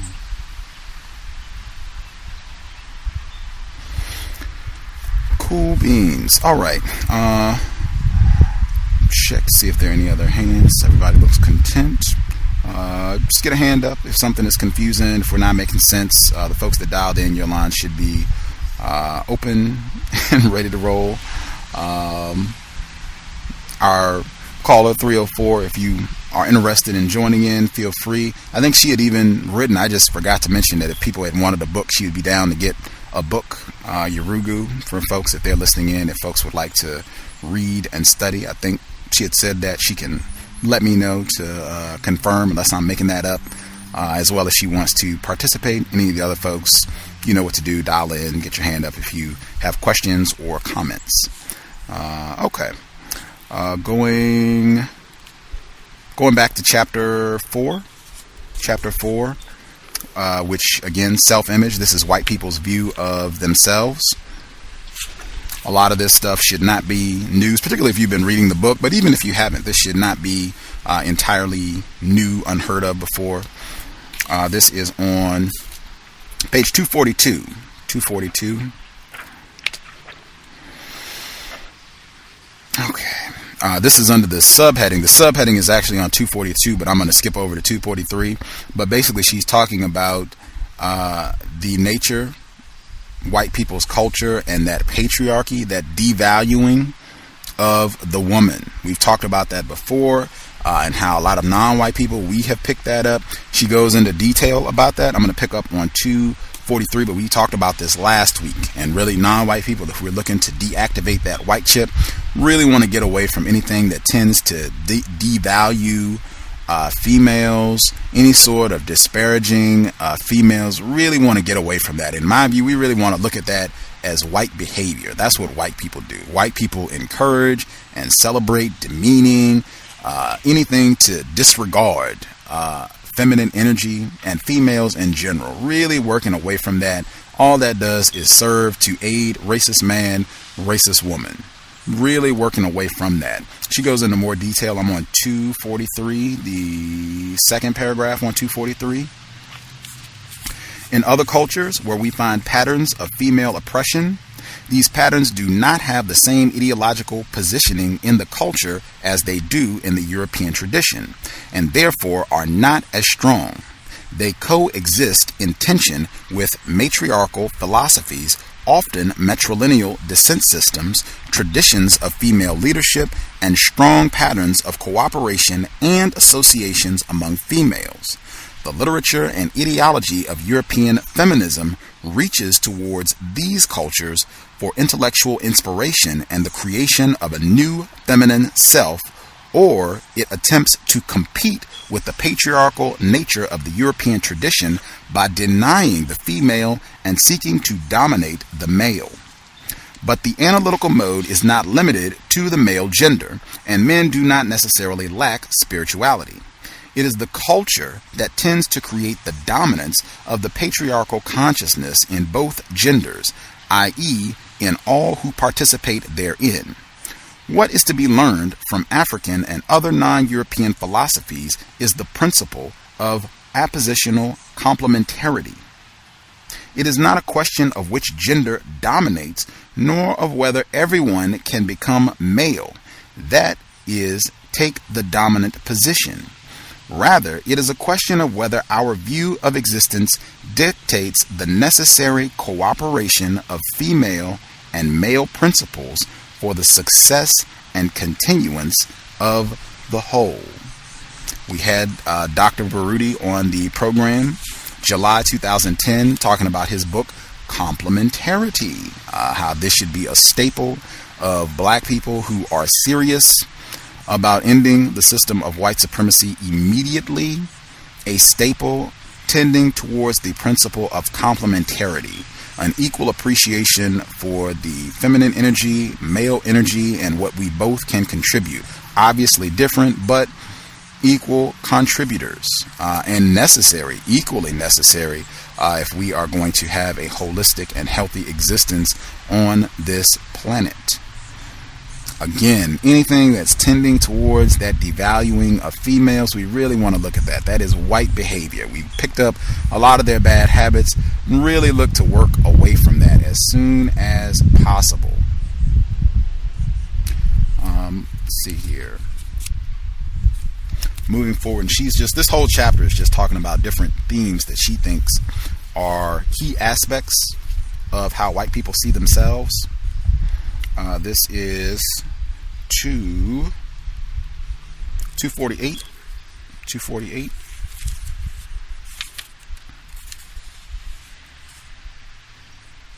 Okay, this is under the subheading, same chapter, self-image.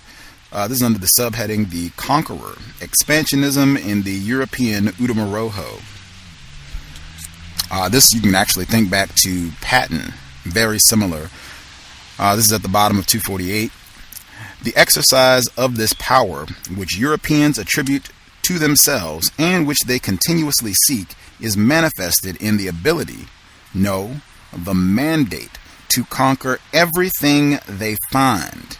Their assessment of themselves includes their birthright to conquer, not only that with which they happen to come in contact, but that which they seek, new lands, nature, people.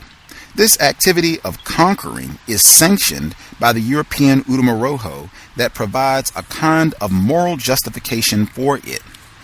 This characteristic can be traced from the early Indo-European heritage of the culture. The conquering Udamoroho houses the intrinsic aggressive tendencies. The culture itself redirects these tendencies as progressive energy.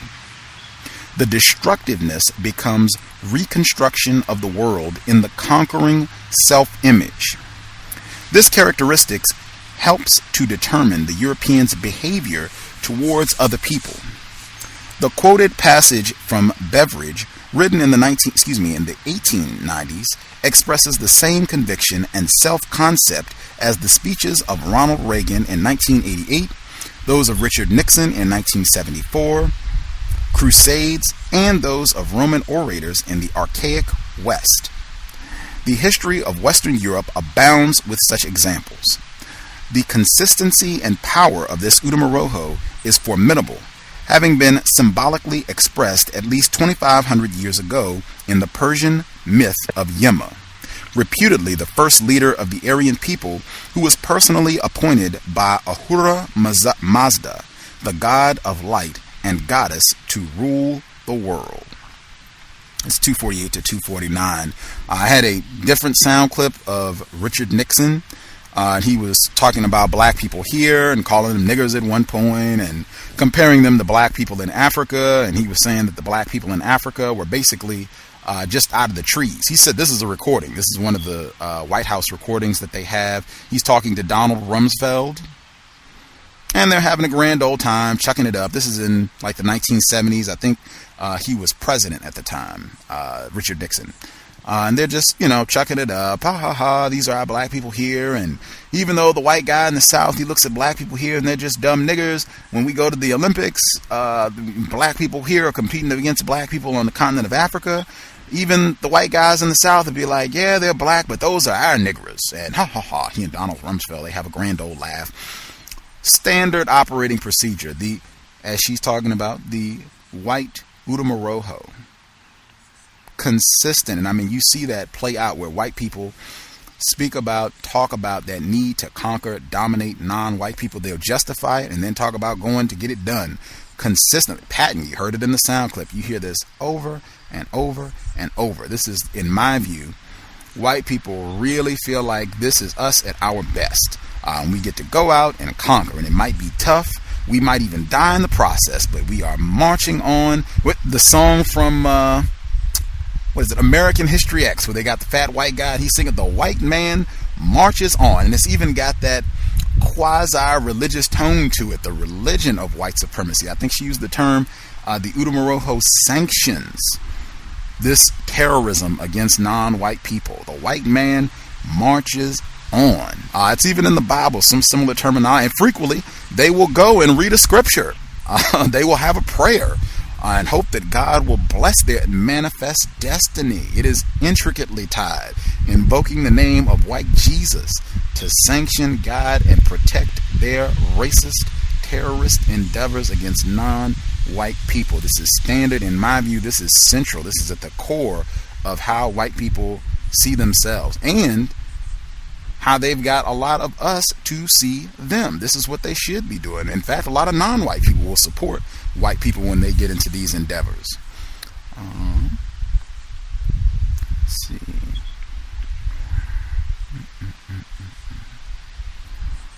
Okay. All right. Moving ahead. I'm on 252. 252. This is in the same chapter. And right in line, World Savior. Subheading of World Savior. This is 252. I'm going to read from 252 to the top of 253. She's quoting Joel Covell, who's a guest on this program.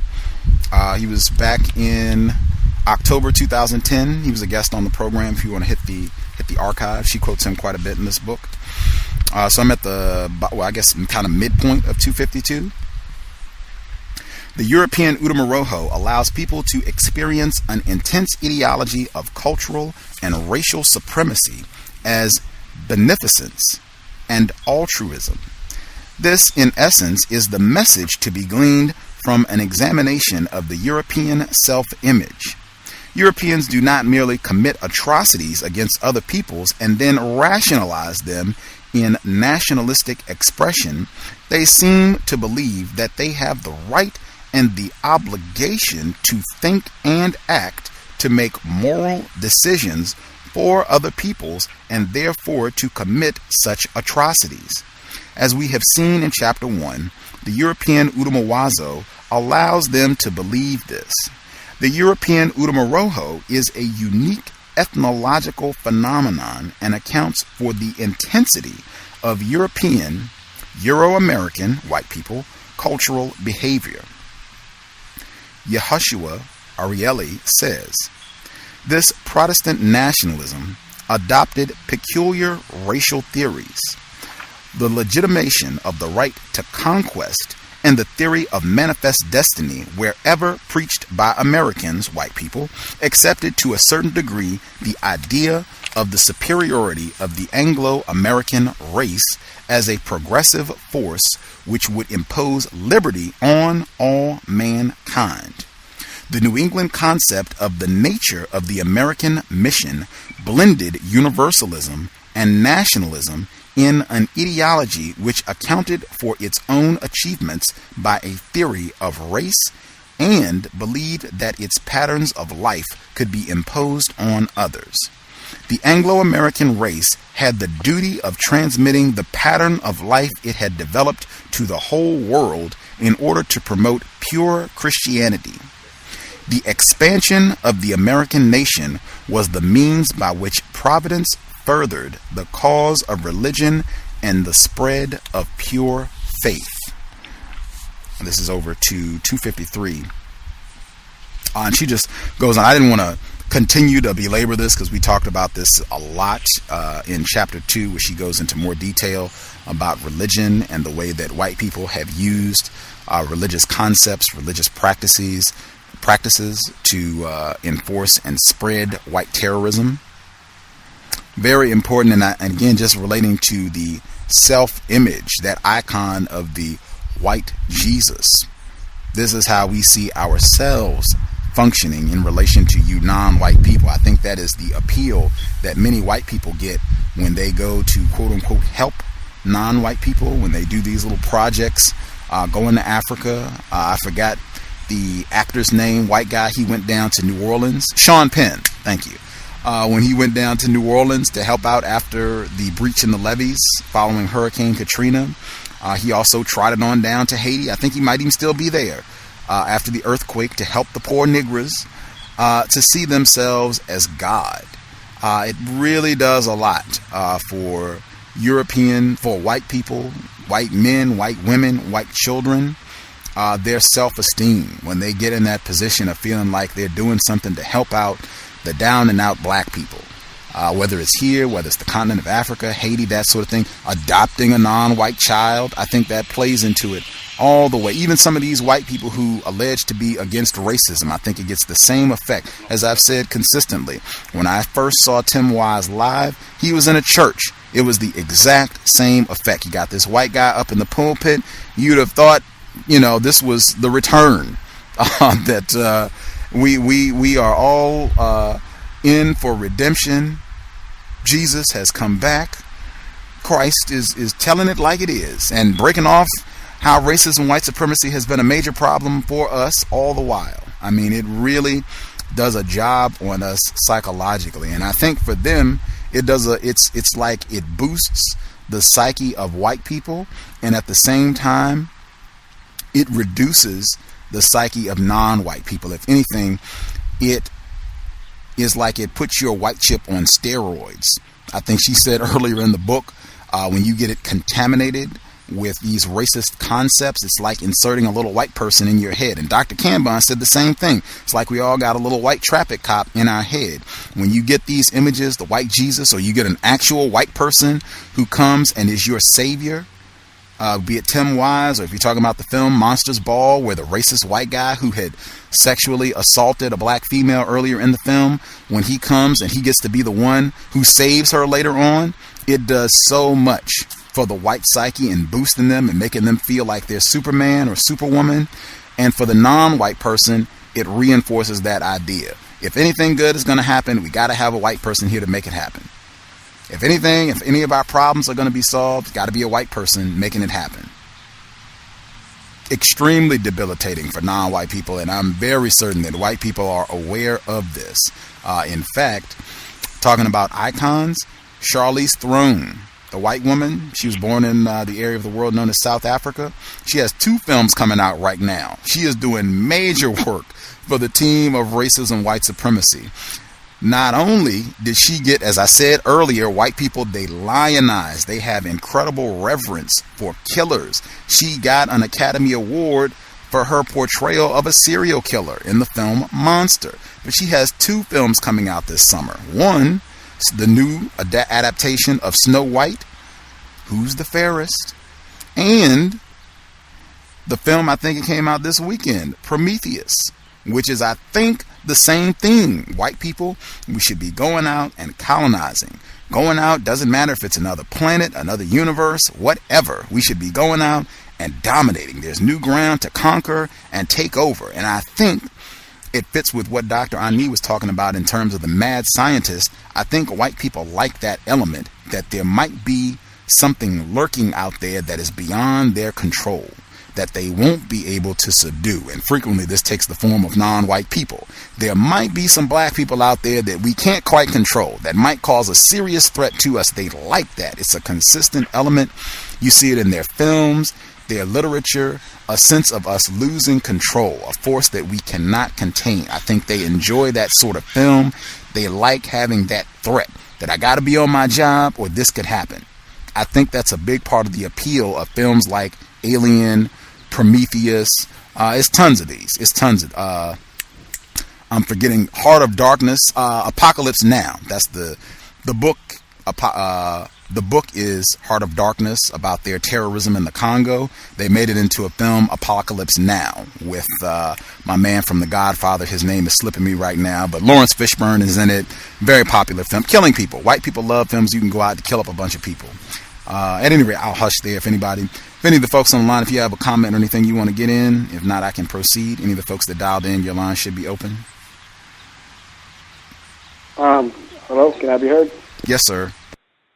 Yeah, I just wanted to echo what you were talking about, the mad scientists. I see that theme play out in that new movie that came out, The Avengers, and there was a scene in there where they found this piece of rock that had a massive amount of energy, and they were trying to trying to control it, trying to manipulate it in a way that would benefit them, and even if it was at the expense of destroying the whole planet. And so I was just wanted to say that I see that that characteristic the mad scientist playing out in a whole bunch of films that I've, superhero films that I've watched in the past. That's all. It's pretty. Planet of the Apes. I didn't mention it yet because I had made a note in the side of my book because she mentions Charlton Heston specifically, so I'll save it for later. But it's so many films. I think white people really enjoy that. That being unnerved or the threat of them possibly losing control. It's in so many films, so many movies, books, their literature, Frankenstein, constant element. Picking up some background noise. Picking up a little bit of background noise. Sorry about that. Anybody else have anything they want to get in? If not, I can proceed.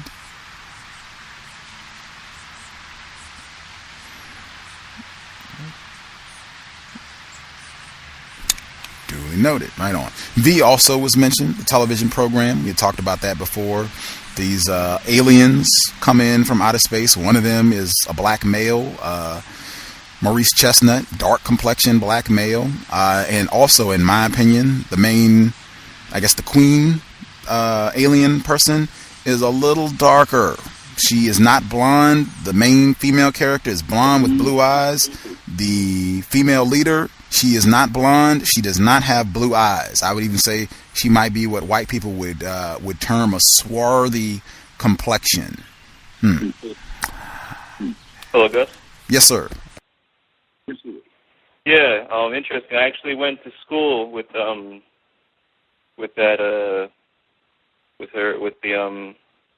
female, and she's Brazilian. She's kind of dark and has like curly hair, but I don't know if she would be considered non-white. But are you talking about the female? A little bit lighter. The female who was the queen in V? Yeah, Baccarin. Yeah, like I think Morena Baccarin. I think that's her name. Do you know if people thought she was white when you were in school? I can't say. I don't know. She could be. I don't know. I think Brazil. Yeah, I don't know. I wasn't, in her group of friends or anything. Very interesting. I would have to ask some white people. I suspect if we were in Brazil, I suspect she would probably get to be accepted as a white person. I don't know. I could see that would remind me of like when we had Makode Linda on the program, and he was talking about how his mom was so-called Egyptian and that she wasn't accepted as white. And when I asked him how did he know she wasn't, and he would say that white people would ask her, where are you from? And she would say, oh, I was born in Sweden. And they would say, oh, well, where are you really from? Where are your parents from? I suspect she would probably get a lot of those type of questions like, oh, where are you from? Where are you really from? Oh, Brazil. I suspect a significant number of white people would probably say she's not white. She's lower tier on the team. I don't know. And wow, that is interesting. Very interesting. And you went to school with her. Fascinating. Have you seen the V series? It was one of my favorite miniseries when I was growing up because I was always into sci-fi stuff. But I was young when it came out in the 80s, so it was one of me and my brothers, favorite thing to watch. But the new one, I haven't been following it. I don't really have like a setup like that. I haven't really been too really into media like that. But I do want to check. I think I watched the first season in 2008, but I haven't watched it since then.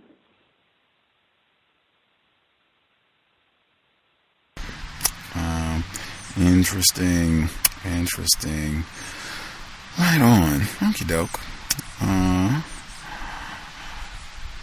Assume everybody is good. If there are other questions or comments, feel free to let me know. Our caller 0218, just put your hand up if you have questions, comments. I'll check. I was just muting your line because there's some background noise I was picking up going on in your area, but I will check in, see if you have other questions, comments.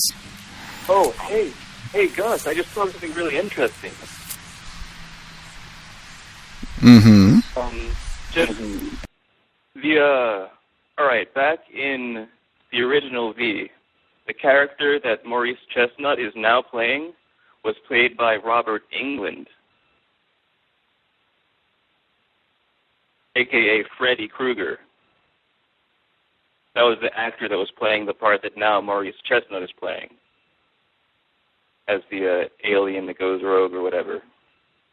Wow. How interesting. Did he father a hybrid? Did he have a child with a human? Yes, he did. Yes. And it was considered this, like, it had, like, magical powers and stuff. It was, like, the savior of humanity type figure.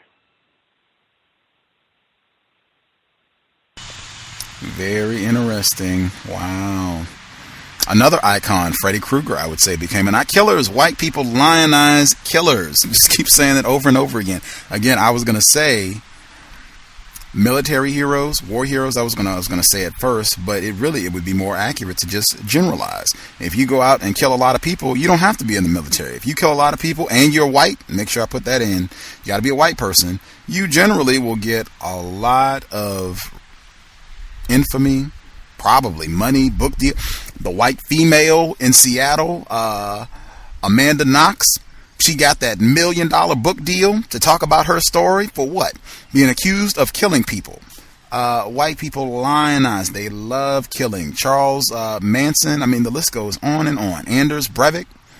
You will become immensely popular. You will become an icon. All you have to do is go out and kill a bunch of people. Let's see. This is, lost my place here. I'm on 260. Same chapter, self-image of white people. I'll see if I can give out the subheading as well. And she's talking about nationalism, race and national identity. That's the subheading for this chapter, race and national identity. And I'm going to actually go back and give you her definition of white nationalism before I read a little bit from this section. So her definition for white nationalism: an expression of European nationalism which identifies Caucasian racial characteristics with superiority and African racial characteristics with inferiority. She also has European nationalism. I'll give that as well. All forms of thought and behavior which promote European hegemony, global white supremacy. She also defines nationalism. I guess I should give that as well. Her definition for nationalism is ideological commitment to the perpetuation, advancement, and defense of a cultural, political, racial entity and way of life. This use of the term is neither limited to nor determined by the boundaries of a nation state, in quotes, as defined Eurocentrically, which I think is very important. When Mr. Neely Fuller Jr., when he talks about racism, white supremacy, and he gives his thoughts on a state or a nation, I think when he says consistently is that the government, the nation, is the nation of white supremacy, and it does not have borders. White people just put those down, they move them around, play with them when they want to, erase them, change them around. That's just, them being silly. Really, it is about we dominate everything, irrespective of borders. White people look at themselves as being a part of a global gang that really has very little to do with boundaries, borders, that sort of thing. In my view, I could be incorrect about that. All right, so I'm going back. This is back to chapter 4, race and national identity. Race and national identity. I'm on page 260.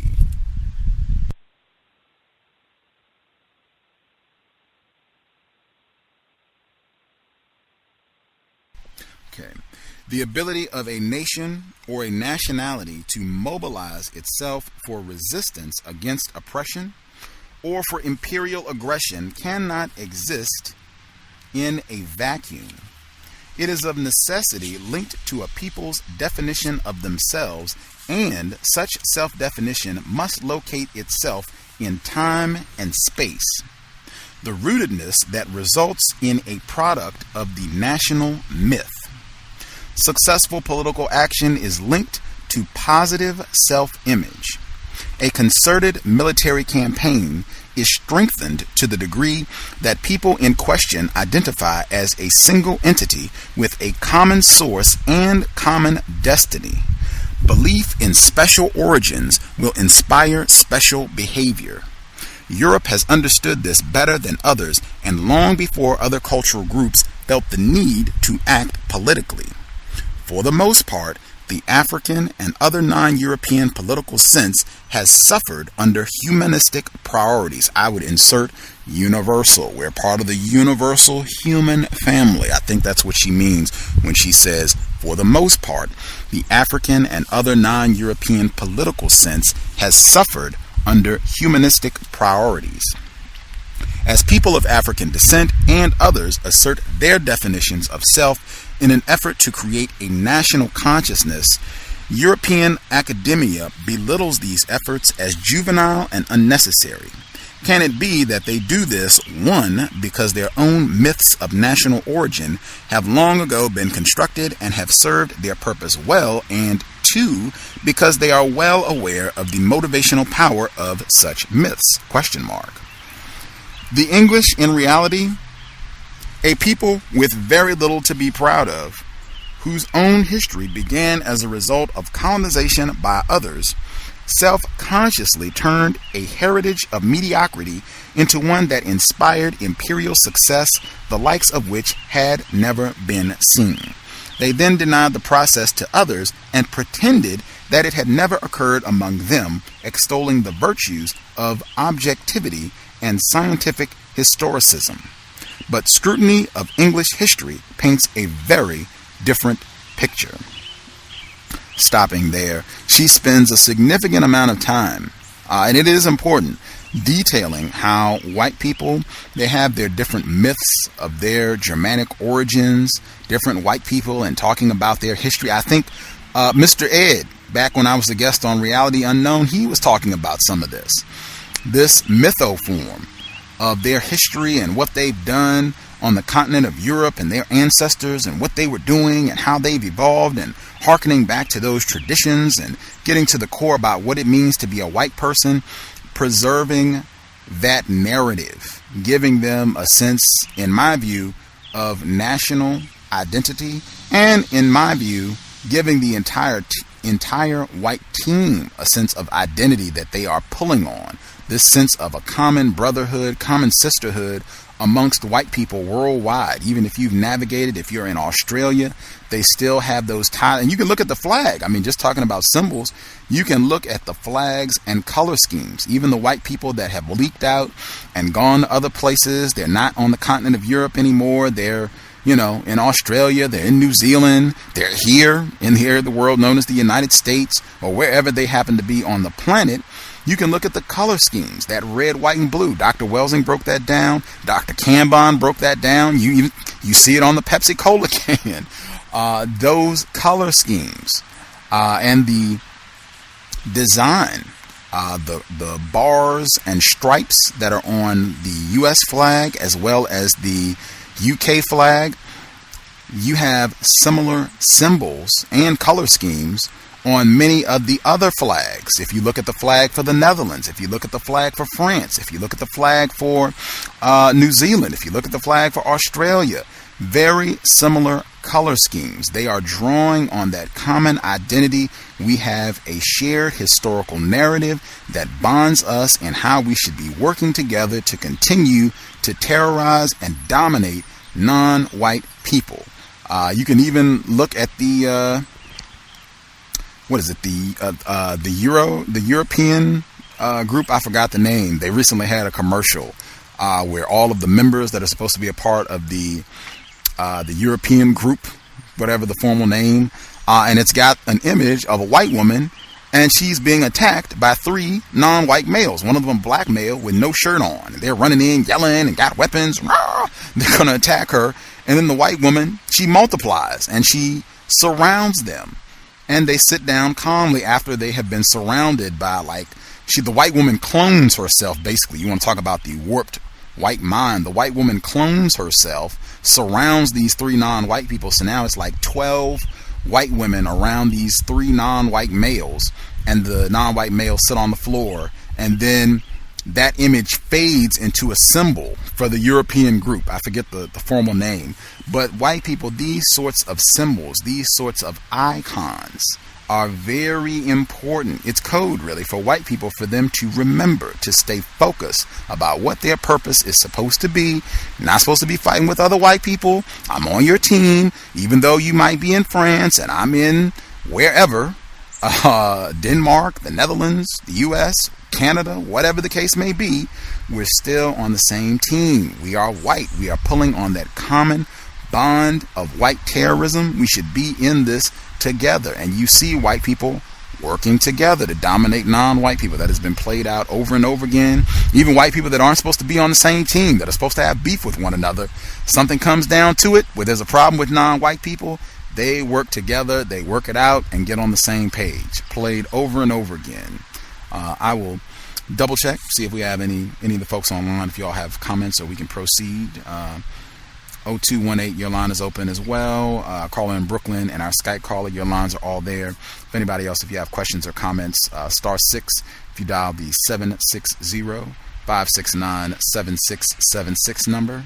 That number again, 760-569-7676, and the code is 564-943#.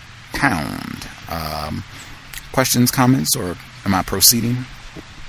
I have a comment. Yes, ma'am.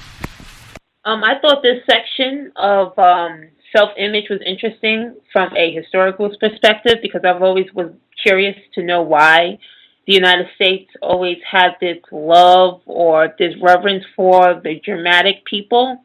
And in this section of this chapter, I thought she thoroughly explained it very well. What else can I say? I guess all the European nations, as we know them, are able to galvanize amongst themselves under this umbrella of the Germanic tribes, which they revere highly. So I thought that was very, very interesting.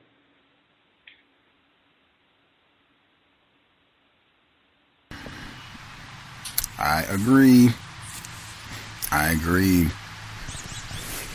Even the quote-unquote fairy tales, a lot of that comes right out of that same narrative. The Brothers Grimm, it really doesn't matter whether it's historically accurate or not, but those fairy tale, quote-unquote fairy tales, and the fact you're seeing that right now, Charlize Theron doing Snow White, that common bond is still showing that influence. We're telling the same story to our children.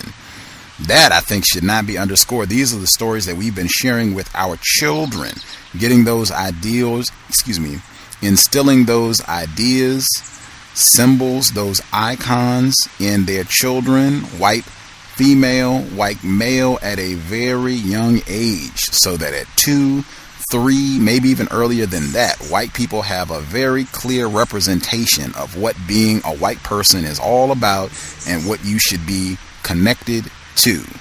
White people invest in maintaining those narratives. They'll update them. Obviously, you got to update the Snow White that we're going to see. I guess that's in the theaters right now with Charlize Theron. Looks a little different than the one that they had out 50 years ago or 60 years ago. But I mean, the basic foundation is the same that they've been using, and it works well to keep white people focused on, hey, this is what we are a part of, and this is what we are supposed to be about. The other people, they are not a part of this. They are totally different, and as such, they should be dominated, abused, controlled. I think it's very important. She does a great job breaking it down in this section. And also, you mentioned the word narrative, which coincides with this little portion on page 264, the last paragraph, second to last paragraph, and it starts as, McDougall reminds us that no other profession served the cause of the progress ideology and the Anglo-Saxonism more than that of the historian. But that is because it is the historian who bears the responsibility for the construction of the myth of national origin on which a national identity and successful image rests. I thought that was very, very important. Not only does it resonate in literature, but it also transcends to the script form, and which is broadcast on the jumbo screen known as the movies. I thought that was very, very important to note. The role of the historian. Mm-hmm. Absolutely. We started the program, that sound clip, with David Starkey.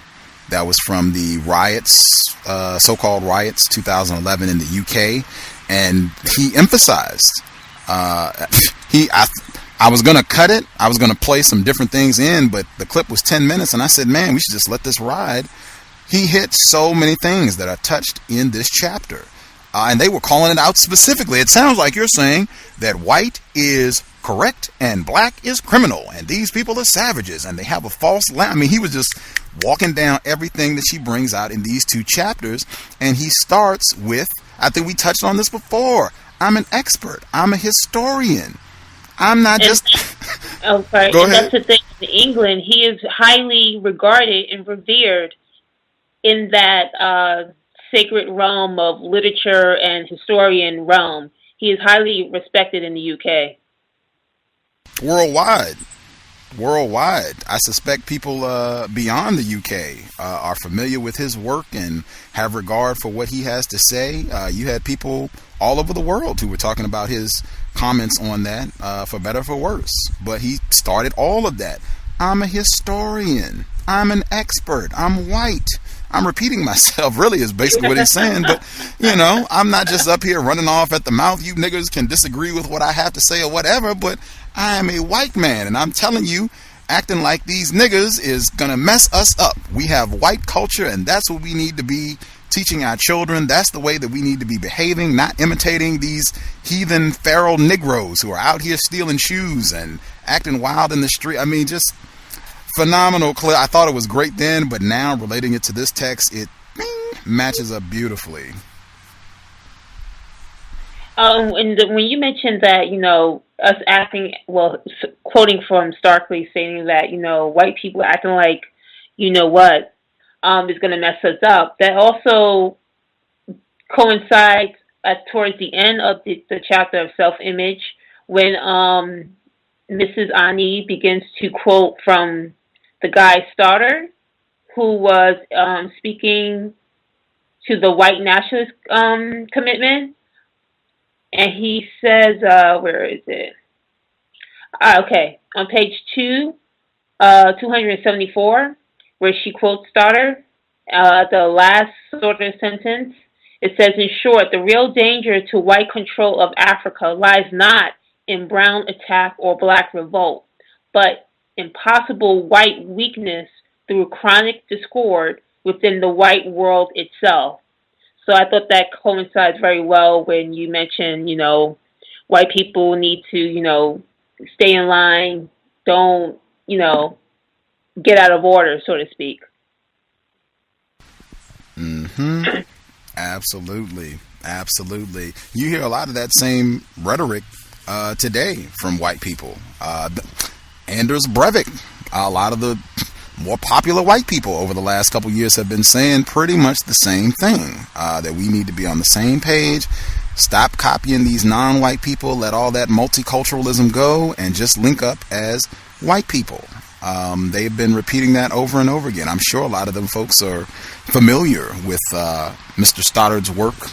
He certainly was super popular during his time, 1920s, early 1900s. But yeah, and I suspect there will be more of that, repeating that sort of call to that European Union. Thank you, Cynical African. I'm sure there's going to be more and more of that. Hey, we need to stick together as white people and deal with the rising tide of. They keep talking about those birth rates dropping for white people. I suspect if that's true, Even if it's not true, if white people's anxiety about it increases, there's going to be an even greater call to make sure that white people are on the same page, not fighting with each other. Let's stick together. We got a common brotherhood, common sisterhood amongst white people. Our enemy, non-white people. Let's deal with them. And also to coincide with that remark you made on page 268, which is under the section of under the section of media and self-image, when Dr. Ani, Mrs. Ani gives an example of some story about the chief and the piggy and Jack and the hunter. I've never heard the story in my life. Are you serious? It's Lord of the Flies. You didn't read it or see it? No, I wasn't exposed to that. I wasn't exposed to that. I'm sorry, but she also makes reference to about white folks need to stay in line on page 269 at the very top, sort of in the beginning. It says, in European terms, the boys have culturally moved backwards thousands of years in 1.5 hours of film time. This is an expression of one of the Europeans' greatest fears. Perhaps the worst fate that could befall Europeans is that they lose their civilization superiority and become reduced to what they view the non-Europeans to be. Then it jumps down to the very end of that paragraph, and it says, African and other primary societies are characterized as being disordered, uncontrolled, and immoral. European society supposedly symbolizes the movement away from this into order, morality, and responsibility, where the individual can feel safe. And I think the emphasis on where the individual can feel safe, meaning the individual's fear and anxiety can feel safe, which is tied into the Asili.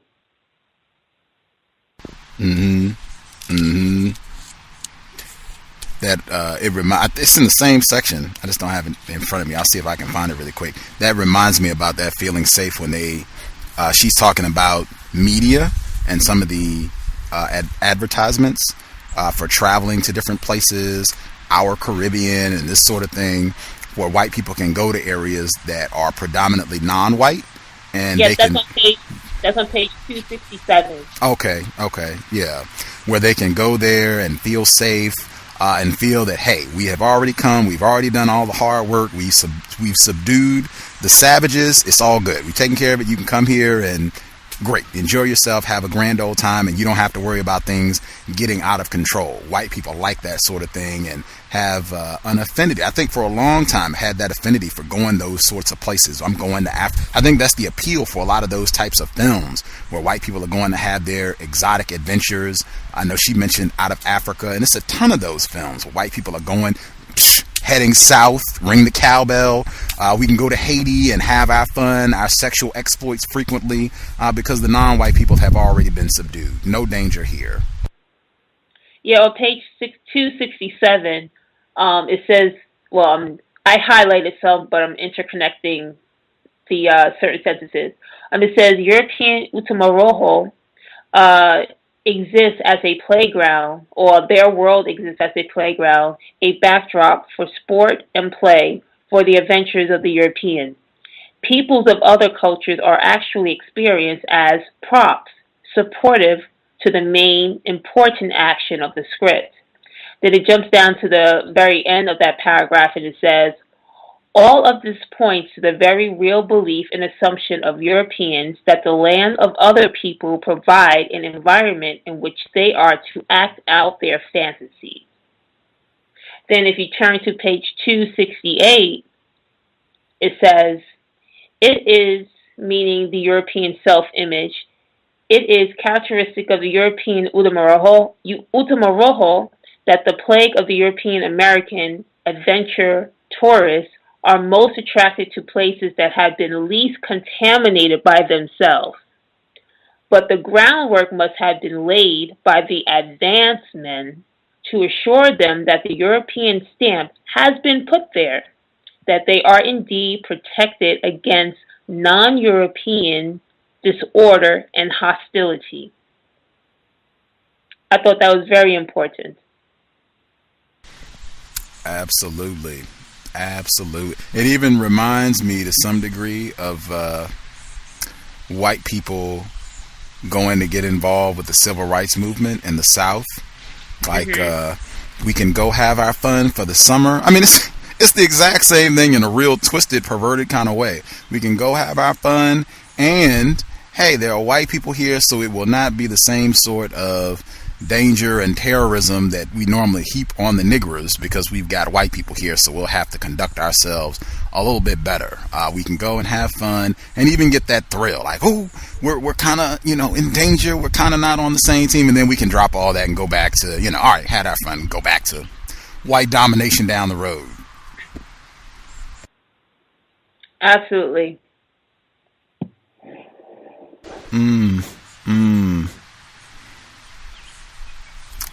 Yeah, the points that she makes about the films I thought were huge, just because white people are not spending all those millions of dollars on the films and advertisements and what have you. They're not doing that for nothing. Those images go around the world.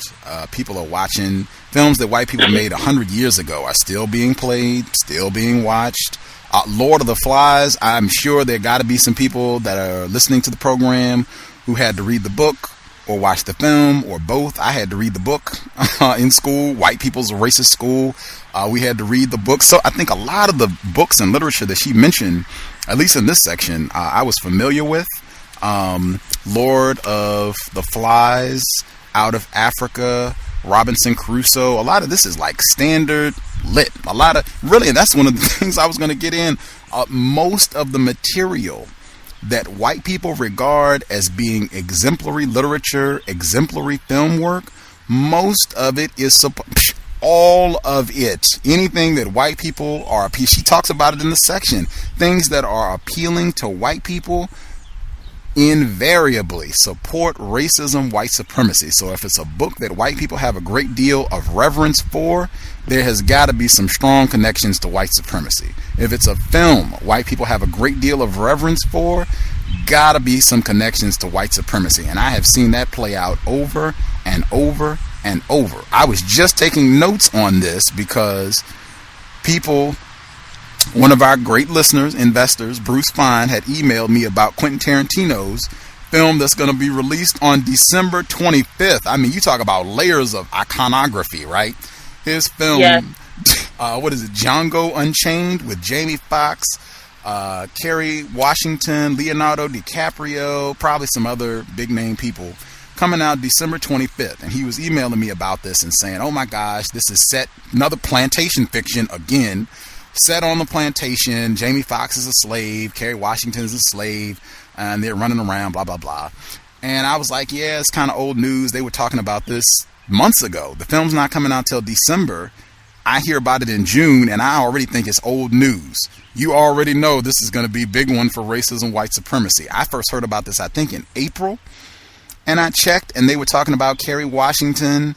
I'm just throwing a quick, I'm not even going to say anything. Last King of Scotland, right? Forrest Whitaker got his Academy Award. You get to see her dismembered and raped by a white person. Yeah.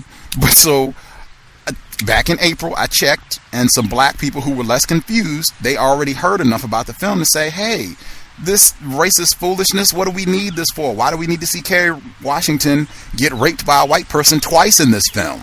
So, spoiler alert, if anybody was, excited about going to see it or what have you.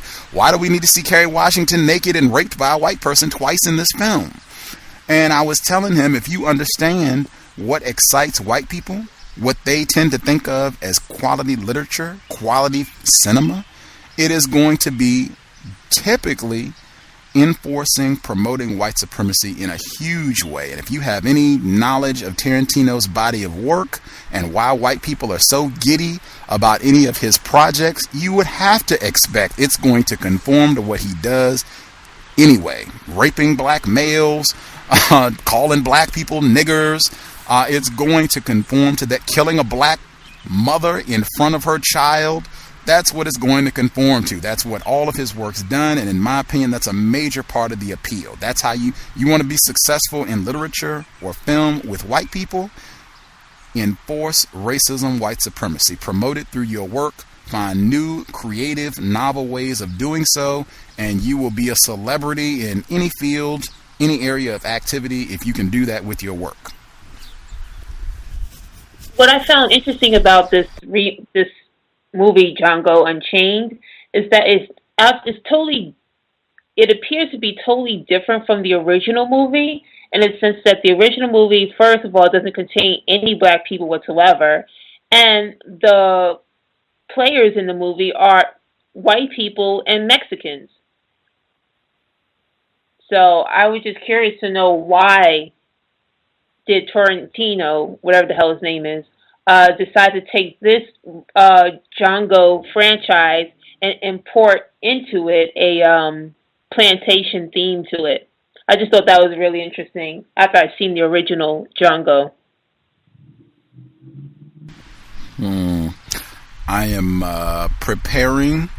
I'm going to do a video presentation because Mr. Fine, when he asked me about my thoughts on the Django Unchained, and I was emailing him back, and as I was emailing, I was like, oh, okay, wow, I'm pretty informed about Tarantino. I'm familiar with his body of work. I did a film review of Pulp Fiction. It's on my blog. You check it out. You can even just Google Pulp Fiction Racism. It'll pop up. I think it'll be number 2 if you just Google it. Pulp Fiction Racism. You can read the review. But I feel like I'm pretty informed about his body of work. I say that consistently. If you really want to have an understanding of an artist, if it's a musician or an author, filmmaker, try to look at their body of work so you're not just seeing one thing. Try to have a broader view. Give you a quick one. The Avengers. I haven't seen it, but one of the main actors in the Avengers, his name is Jeremy. I just had it on my screen as a result of all this. I'll get it in 2 seconds. At any rate, one of the main actors in the Avengers, white man, he was also in Hurt Locker. He was the white guy who was straddling Anthony Mackie's character, riding him on his chest with his growing right in his face. That same guy is one of the main characters in Avengers.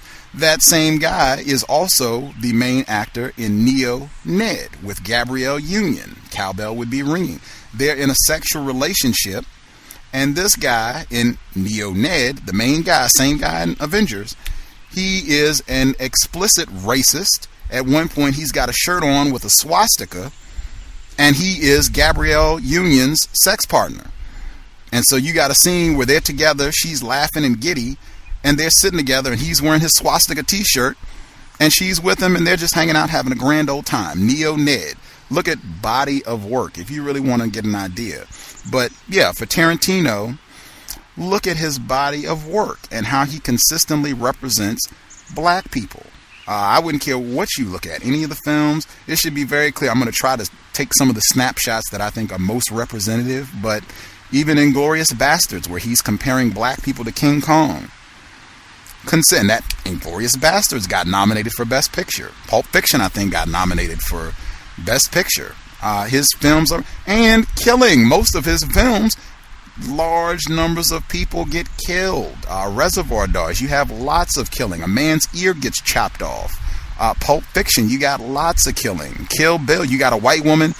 Kill Bill, you got a white woman who goes in and kills tons of people. Is chopping off arms and everything. You will be lionized. There will be a great reverence for you if you can involve killing lots of people. And she's killing non-white people, so-called Asian males. This one white person, that's standard part of their genre all the way back to John Wayne. One white person, they are the minorities. One white person goes and gets to kill 8,000 non-white people and comes out with not even a scratch. Standard work. Be on the lookout. That the video and the write-up should be coming soon. Next 10 days or so should be coming. Quentin Tarantino, counter-racist study of his body of work.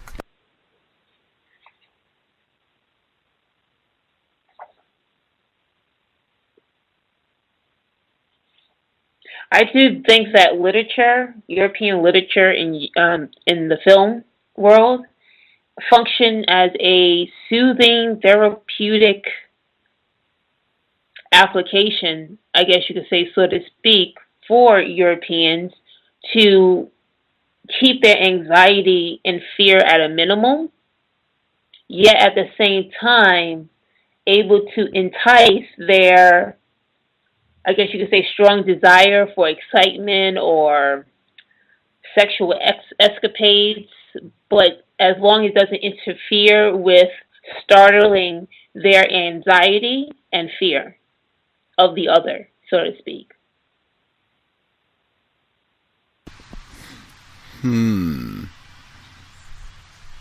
I mean, just reading this chapter and, you know, you and I and others going back and forth on certain passages in this book, I mean, that's the only purpose I, thus far, from chapters 1 through 4, have summed up in terms of the application of literature, film, and religion.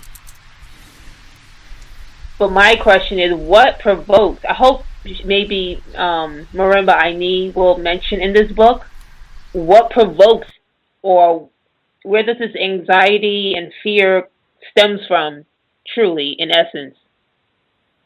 Because that's what I find really, really interesting. So I hope she does touch on it somewhere throughout the course of the book. I think she does. If memory serves, I think she gets to it at the very end. Theories on, because I think that's where she brings up Dr. Welsing. She talks about her theory of white genetic annihilation. My memory might be off. It's been a while since I've read, so I could be incorrect, but I think she does kind of address that later in the book as to what might be motivating white people to behave in this manner. And speaking of, I guess you could say white nationalism under self-image, I've found this really interesting when she began to quote McLeod statements. And what I found really interesting is how McLeod points out that, his concerns is that it will be destroyed, whatever, white civilization or white nationalism will be destroyed if the race is allowed to die out. It should be remembered as well that purity and control of racial inheritance was an important aspect of Plato's strategy. You can find this on page 273. And the reason why I raise this concern is because according to the code, one should not engage in any sexual liaison or activities with Europeans. So my question is, if they are concerned about their people dying out, why are they themselves actively engaging in sexual escapades with other non-whites and producing offsprings with them? Like, if they are hailing and revering Plato and his work along with Socrates and the rest, and they put a strong emphasis on purity and control of racial inheritance, why are they behaving that way? That question has come up before. I know Dr. Welsing, I asked her about it. Memory serves, she was here twice in September 2011. It would be the time when she was here on 9/11 for September 2011, where she spent some time giving her response to that.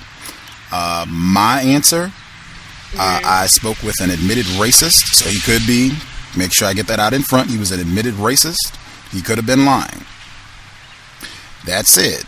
His view was that white people would respond with violence if a significant number of non-white people decided that they were not going to engage in sexual intercourse with white people.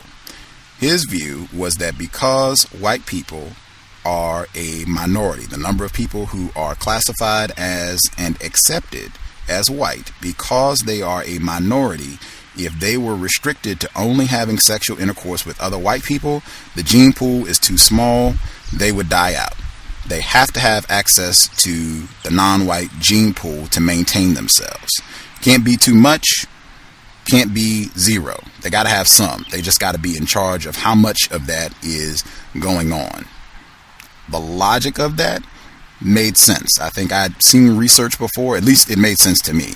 I've seen reports previously where white people have said that there's greater genetic diversity between black people as opposed to between black people and white people. If that's true, I think that would further support what this white guy said. In my view, I think white people have seen them having sex with non-white people.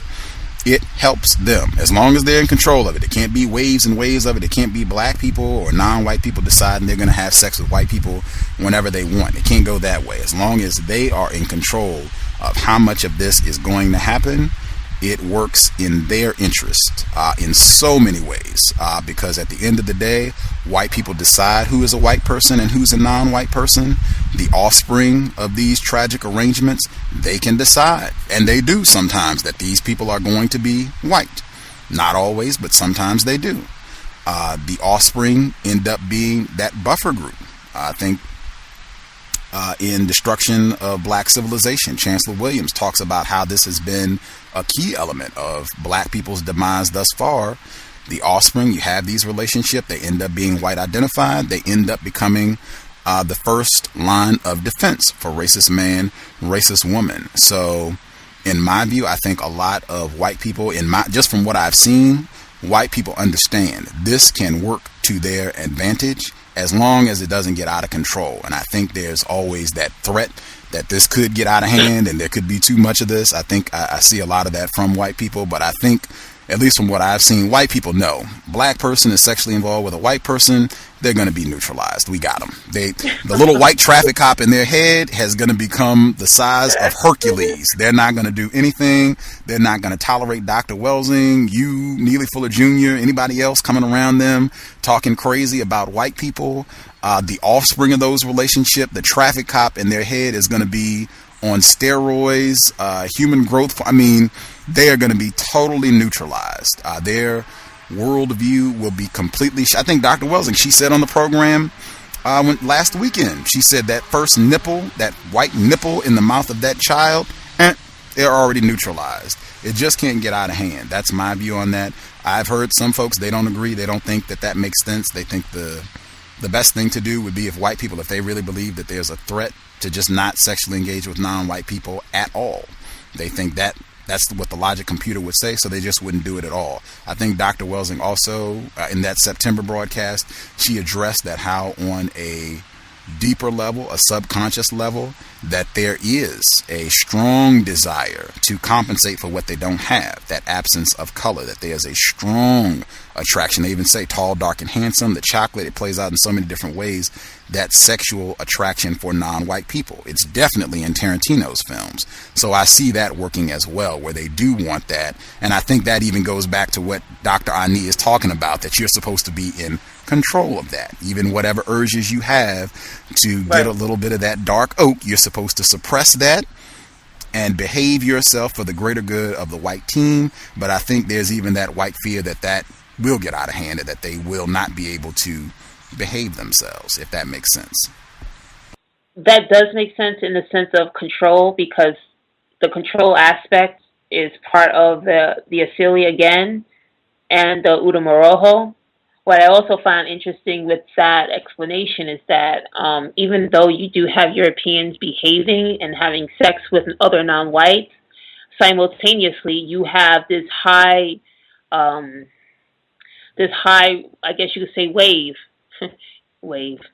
high wave of European nationalism at play at the same time. For example, would be that, say, in Europe with this whole Euro 2012 game coming up. Yet at the same time, Europe has this perception, in quotes, that, there people date other people that are not white, or white people date other non-whites, and it's all right because we're all French, or we're all British, or we're all whatever nationality you want to play, except for the exception of Italy. We're all French, that's okay, but at the same time, simultaneously, you have that kind of behavior going on by whites and sexual behavior going on by whites, and you have the strong rise of white nationalism at play as well. And I thought that's really interesting to make note too. This wouldn't be the first time to have a convergence of those seemingly contradictory variables. And again, I assert, and I think this came out on the program with, all coming together. If this makes sense, some people might be listening saying, Gus, what you're saying makes no sense at all, and you're a fool. That could be true. But the program we did, The Showman and the Slave, talking about P.T. Barnum, and that same theme, the white terrorism and the sexual aspect.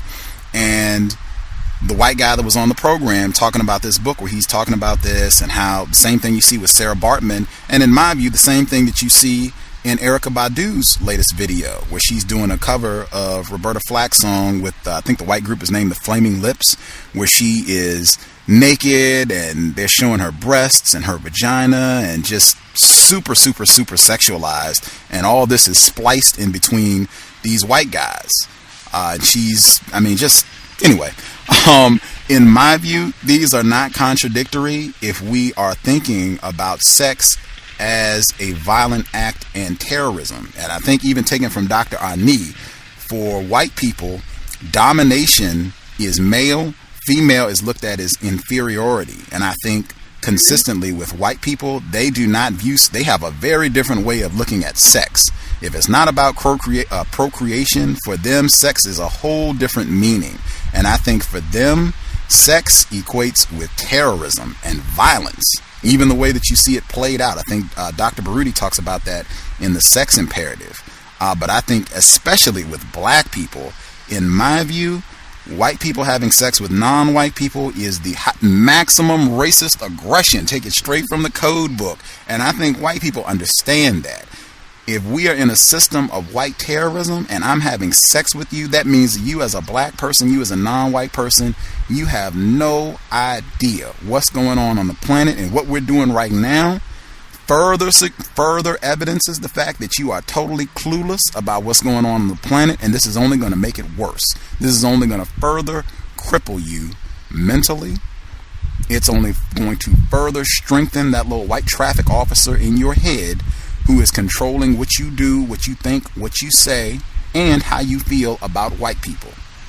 It is totally going to support me, and I think that is the key, I think, for me in terms of how all that comes together and how it's not contradictory, because I think Dr. Welsing has said consistently that in Nazi Germany, right at the time Hitler and all those guys, explicit white supremacists, were coming to power, you had the highest amount of white people having sex with non-white people.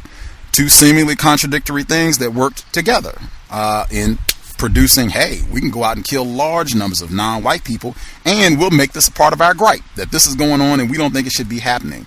I would not be surprised if you don't see the same thing as part of that was what I was saying about that article, the article on President Obama. Why are they writing this? Why are they bringing this back up about President Obama being sexually involved with these white people? That generally is a call to get white people angry and to get them on the ball in lockstep about practicing racism. They did the same thing with Herman Cain. Why does this article in Vanity Fair, no less? Why is this in Vanity Fair again, talking about his previous relationships from 20 years ago with a white woman? In my view, you're supposed to be upset about this. If you're a white person, not on our job. We need to get our act together. This no good Negro in the White House is sleeping with white women and whatever else we think he's doing. Get on the ball. Practice racism. Could be wrong. But just to let you know, I didn't find the two acts as contradictory towards one another. I do see them as another application for power and to dominate over others. Also, it's funny that you mentioned that because I do see the same act by Europeans being portrayed, example, with this whole war on terrorism as an example. Like they say Al-Qaeda, for example, is a problem, but yet, they say Al-Qaeda is a problem, yet they profess themselves as we're going to go in and, restore democracy in a particular country, yet at the same time, these quote-unquote saviors are also the perpetrators, meaning that the European nations also are responsible for the creation of Al-Qaeda. So what I'm trying to say is that I've noticed that Europeans tend to cause a problem and also offer a solution, or if they offer a solution, it's because they are the backers and the creators of that problem. So it seems contradictory, but it's not. It's actually a power play from both sides of the coin going on at the same time, where Europeans will always, where Europeans' interests will always, benefit, I guess you could say. Absolutely. Like either way, they win. They play the bad guy, they win playing the good guy. The reason why they win is because they set the rules and regulations on how this story, narrative, game, chessboard will be played. Exactly. I couldn't agree more. I would tell anybody on the sex thing, just for folks listening in, think on it, come to your own conclusions. I would say pay attention to how white people respond to non-white people who take that position, that they don't think white people should be having sex with non-white people. I would say pay attention to how white people respond to that. Like, you might see some white people, they'll put a few Klan members out there who are saying, yeah, we shouldn't be miscegenation and that race mixing and blah, blah, blah. And the white people might, say, oh, that's ignorant and you're talking crazy and blah, blah, blah. Whatever. See if it's a non-white person and they're saying, I don't think this should be happening. See how white people respond to that person. I think that should reveal some insight about the thinking of racist man, racist woman on the whole sex thing. But the last part of what you said could not be echoed enough. Regardless of what it goes down, white people are going to rig it so that either way we win. Regardless of how this goes, regardless of what happens, we win. Continued white supremacy. That tends to be the way white people play the game. And with that example you raised, if a non-white person said that, what would white people say? They would actually call them racist.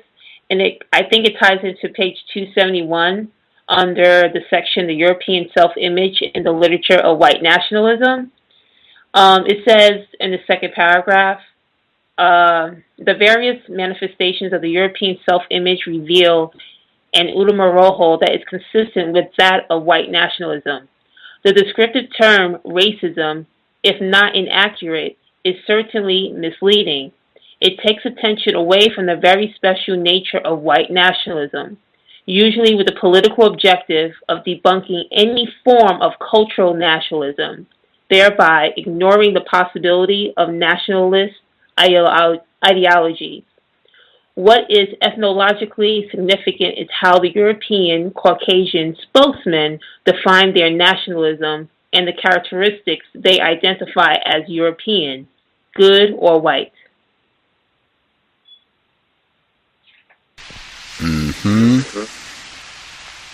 Absolutely. That sentence earlier about it is a perfectly logical and moral position to take that you hate your enemy, and how white people respond when non-white people come to that logical conclusion and start to be a little less confused about what it means to be a white person and how you should be relating, the correct logical way that you should be relating to non-white people if you are a non-white person, how you should be relating to white people if you're non-white. Absolutely. Anything, our Skype caller, anything else you wanted to share about the book, passages from the book, or anything else you wanted to communicate with the listeners before we sign out? No, I just wanted to participate and to, let you know that, someone is reading and taking it seriously. I do appreciate it. I see the other folks listening in the chat room. I will read again. I definitely am expecting participation from folks who have read the material, our Skype caller, folks who've read, and as I said, making it a book club. That's really what I would prefer to have. I know people have voiced their emails and what have you and written in to say that they do appreciate having the programs, and hearing someone read from the book has helped them be a little less confused about the book, and it's helping them as they read through it, and I'm glad to hear that. But I really would prefer more of a book club type program where people are reading. As I said, you can let me know, hey, the reading pace is too fast. Let's slow down a little bit. You can let me know that. We can cut it back to 50. As no one commented, though, I've been looking in the chat room as well. As no one said anything, I'm going to keep it at 70 in terms of the reading. So that would be for next week. We would be reading from 280 to 280 to 350 for next week. 280 to 350 for next week, which should be great. We should cover 2 chapters. We'll be making some real headway. And again, I'm doing this because I think if you're reading along, folks that are keeping up, this should be getting easier. If you've been able to read from the beginning of the book and you're up with us to where we are right now, it should be getting easier. It shouldn't be as difficult as the first 100 pages or so, where I know a lot of people have expressed some difficulty about that. It should be going downhill. You're on the bike, you should be coasting now. Concepts should be making sense. This stuff shouldn't be the first time that you're hearing some of these ideas and concepts, even though it is still a lot of information, a lot of great material, in my opinion. But, let me know. Give me some feedback if you think the pace is too fast to keep up with. Realistically, if you just think, it's just too much to read 70 pages over a week and that sort of thing, you can let me know. Shoot me an email. You can let me know tomorrow on the call-in. 70 is fine. Thank you, Cynical African. I'm assuming 70 is okay. I don't think 10 pages a day is too much. And as I said, I think it's important to be disciplined with this book, to kind of be engaged with it on a daily basis. That's the way I read it the first time through. I was engaged with it every day. I read some. I didn't read the same amount every day, but I read every day, and that just really helped me to stay engaged with the book, to not put it down and just read the first 200 pages and then forget about it. I went ahead and read the whole thing, finished it out, and it really helped me to change my behavior. I really started getting rid of white friends immediately. Once I completed the book, white friends had to go. I mean, that is crazy anyway. I started logically, how should I be feeling about white people? I shouldn't have you as a friend. Get out of here, Ted. Get out of here, Sue. So we'll keep it up, 70 pages, 280 to 350. 280 to 350 for next week, and I'm going to kind of flip ahead a little bit to see if I was correct. I think she does, Dr. Ani, I think she does get to some theories on why white people are doing all this, but I think that's kind of at the very, very end. I could be wrong, but I think it's like way later, hundreds of pages down the road, but I'll check on that too. The compensatory call-in tomorrow, 9 p.m. Eastern, 6 p.m. Pacific, will be great to hear from folks. We will have, she's not a guest, it's the same format. She's just going to be another participant to the program. She's a black female. I think she might be a little less confused. She might not, be too familiar with the counter-racist concepts or what have you, but she'll be a part of the discussion. So it'll be another chance for us to get some practice talking to non-white people who might be a little bit more confused and seeing if we can make it constructive. Sharing information to get them caught up in terms of understanding racism, white supremacy, and not having conflict, just sharing information, exchanging views, and hopefully having the most productive dialogue possible. But that'll be tomorrow, 9 p.m. Eastern, 6 p.m. Pacific. Looking forward to it. Dial in, looking to hear from lots of folks tomorrow evening. And, I forgot, we've been spending all this time talking about television and media. I don't remember who it was. Someone in the chat room who posted that news report about self-esteem, watching television. It was reported on CNN, the study that showed that watching television boosts self-esteem for white males and nobody else. It has the opposite effect for females and all non-white people. 2 white women did that study. One of them, Kristen Harrison, she'll be on the program on Monday. And she's done quite a few studies on racism, explicitly on racism. But she'll be on the program on Monday. She's a professor at the University of Michigan, one of them. It'll be Monday evening at 8 p.m. Eastern, 5 p.m. Pacific. So whomever put the study in the chat room, thank you. We were able to appreciate it. Dr. Welsing was even interested in that report. But the Kristen Harrison, that's her name, she'll be with us this Monday to get more in detail about that. And just keep that in mind as Prometheus, The Avengers, Django Unchained, all these nutty films that white people are doing. watching white people. Most of the media that I see is white people killing. It's some violence going down. It's murder mysteries, who done it, somebody's died, or a whole bunch of people have died, and white people celebrating that. That boosts the self-esteem for white males. What is that saying about white people? Nothing more need be said, in my opinion. We will be back tomorrow at 9 p.m. Eastern, 6 p.m. Pacific. Thank you, everybody who called in. I hope people are doing the reading. Hopefully we can get more participation next week from people who are reading, have questions, comments. Even if you're confused about something, that would be great to hear from folks if you're confused, because they do that at book clubs. People come in, I didn't understand such and such and such and such on page whatever. That would be great. We can clear up some of the confusion. I know a lot of people have said things are not clear in the book. We can attempt to address. I don't tend to be an expert, but I've read the book. That's what I can tell you. I've read the book, and I'm going to continue reading. And if you have questions about the material, dial in. We got other people who are listening. You heard the female caller.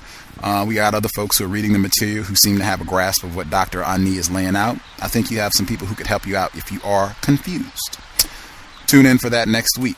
Thank you all for listening in. We will be back tomorrow, a little less than 24 hours.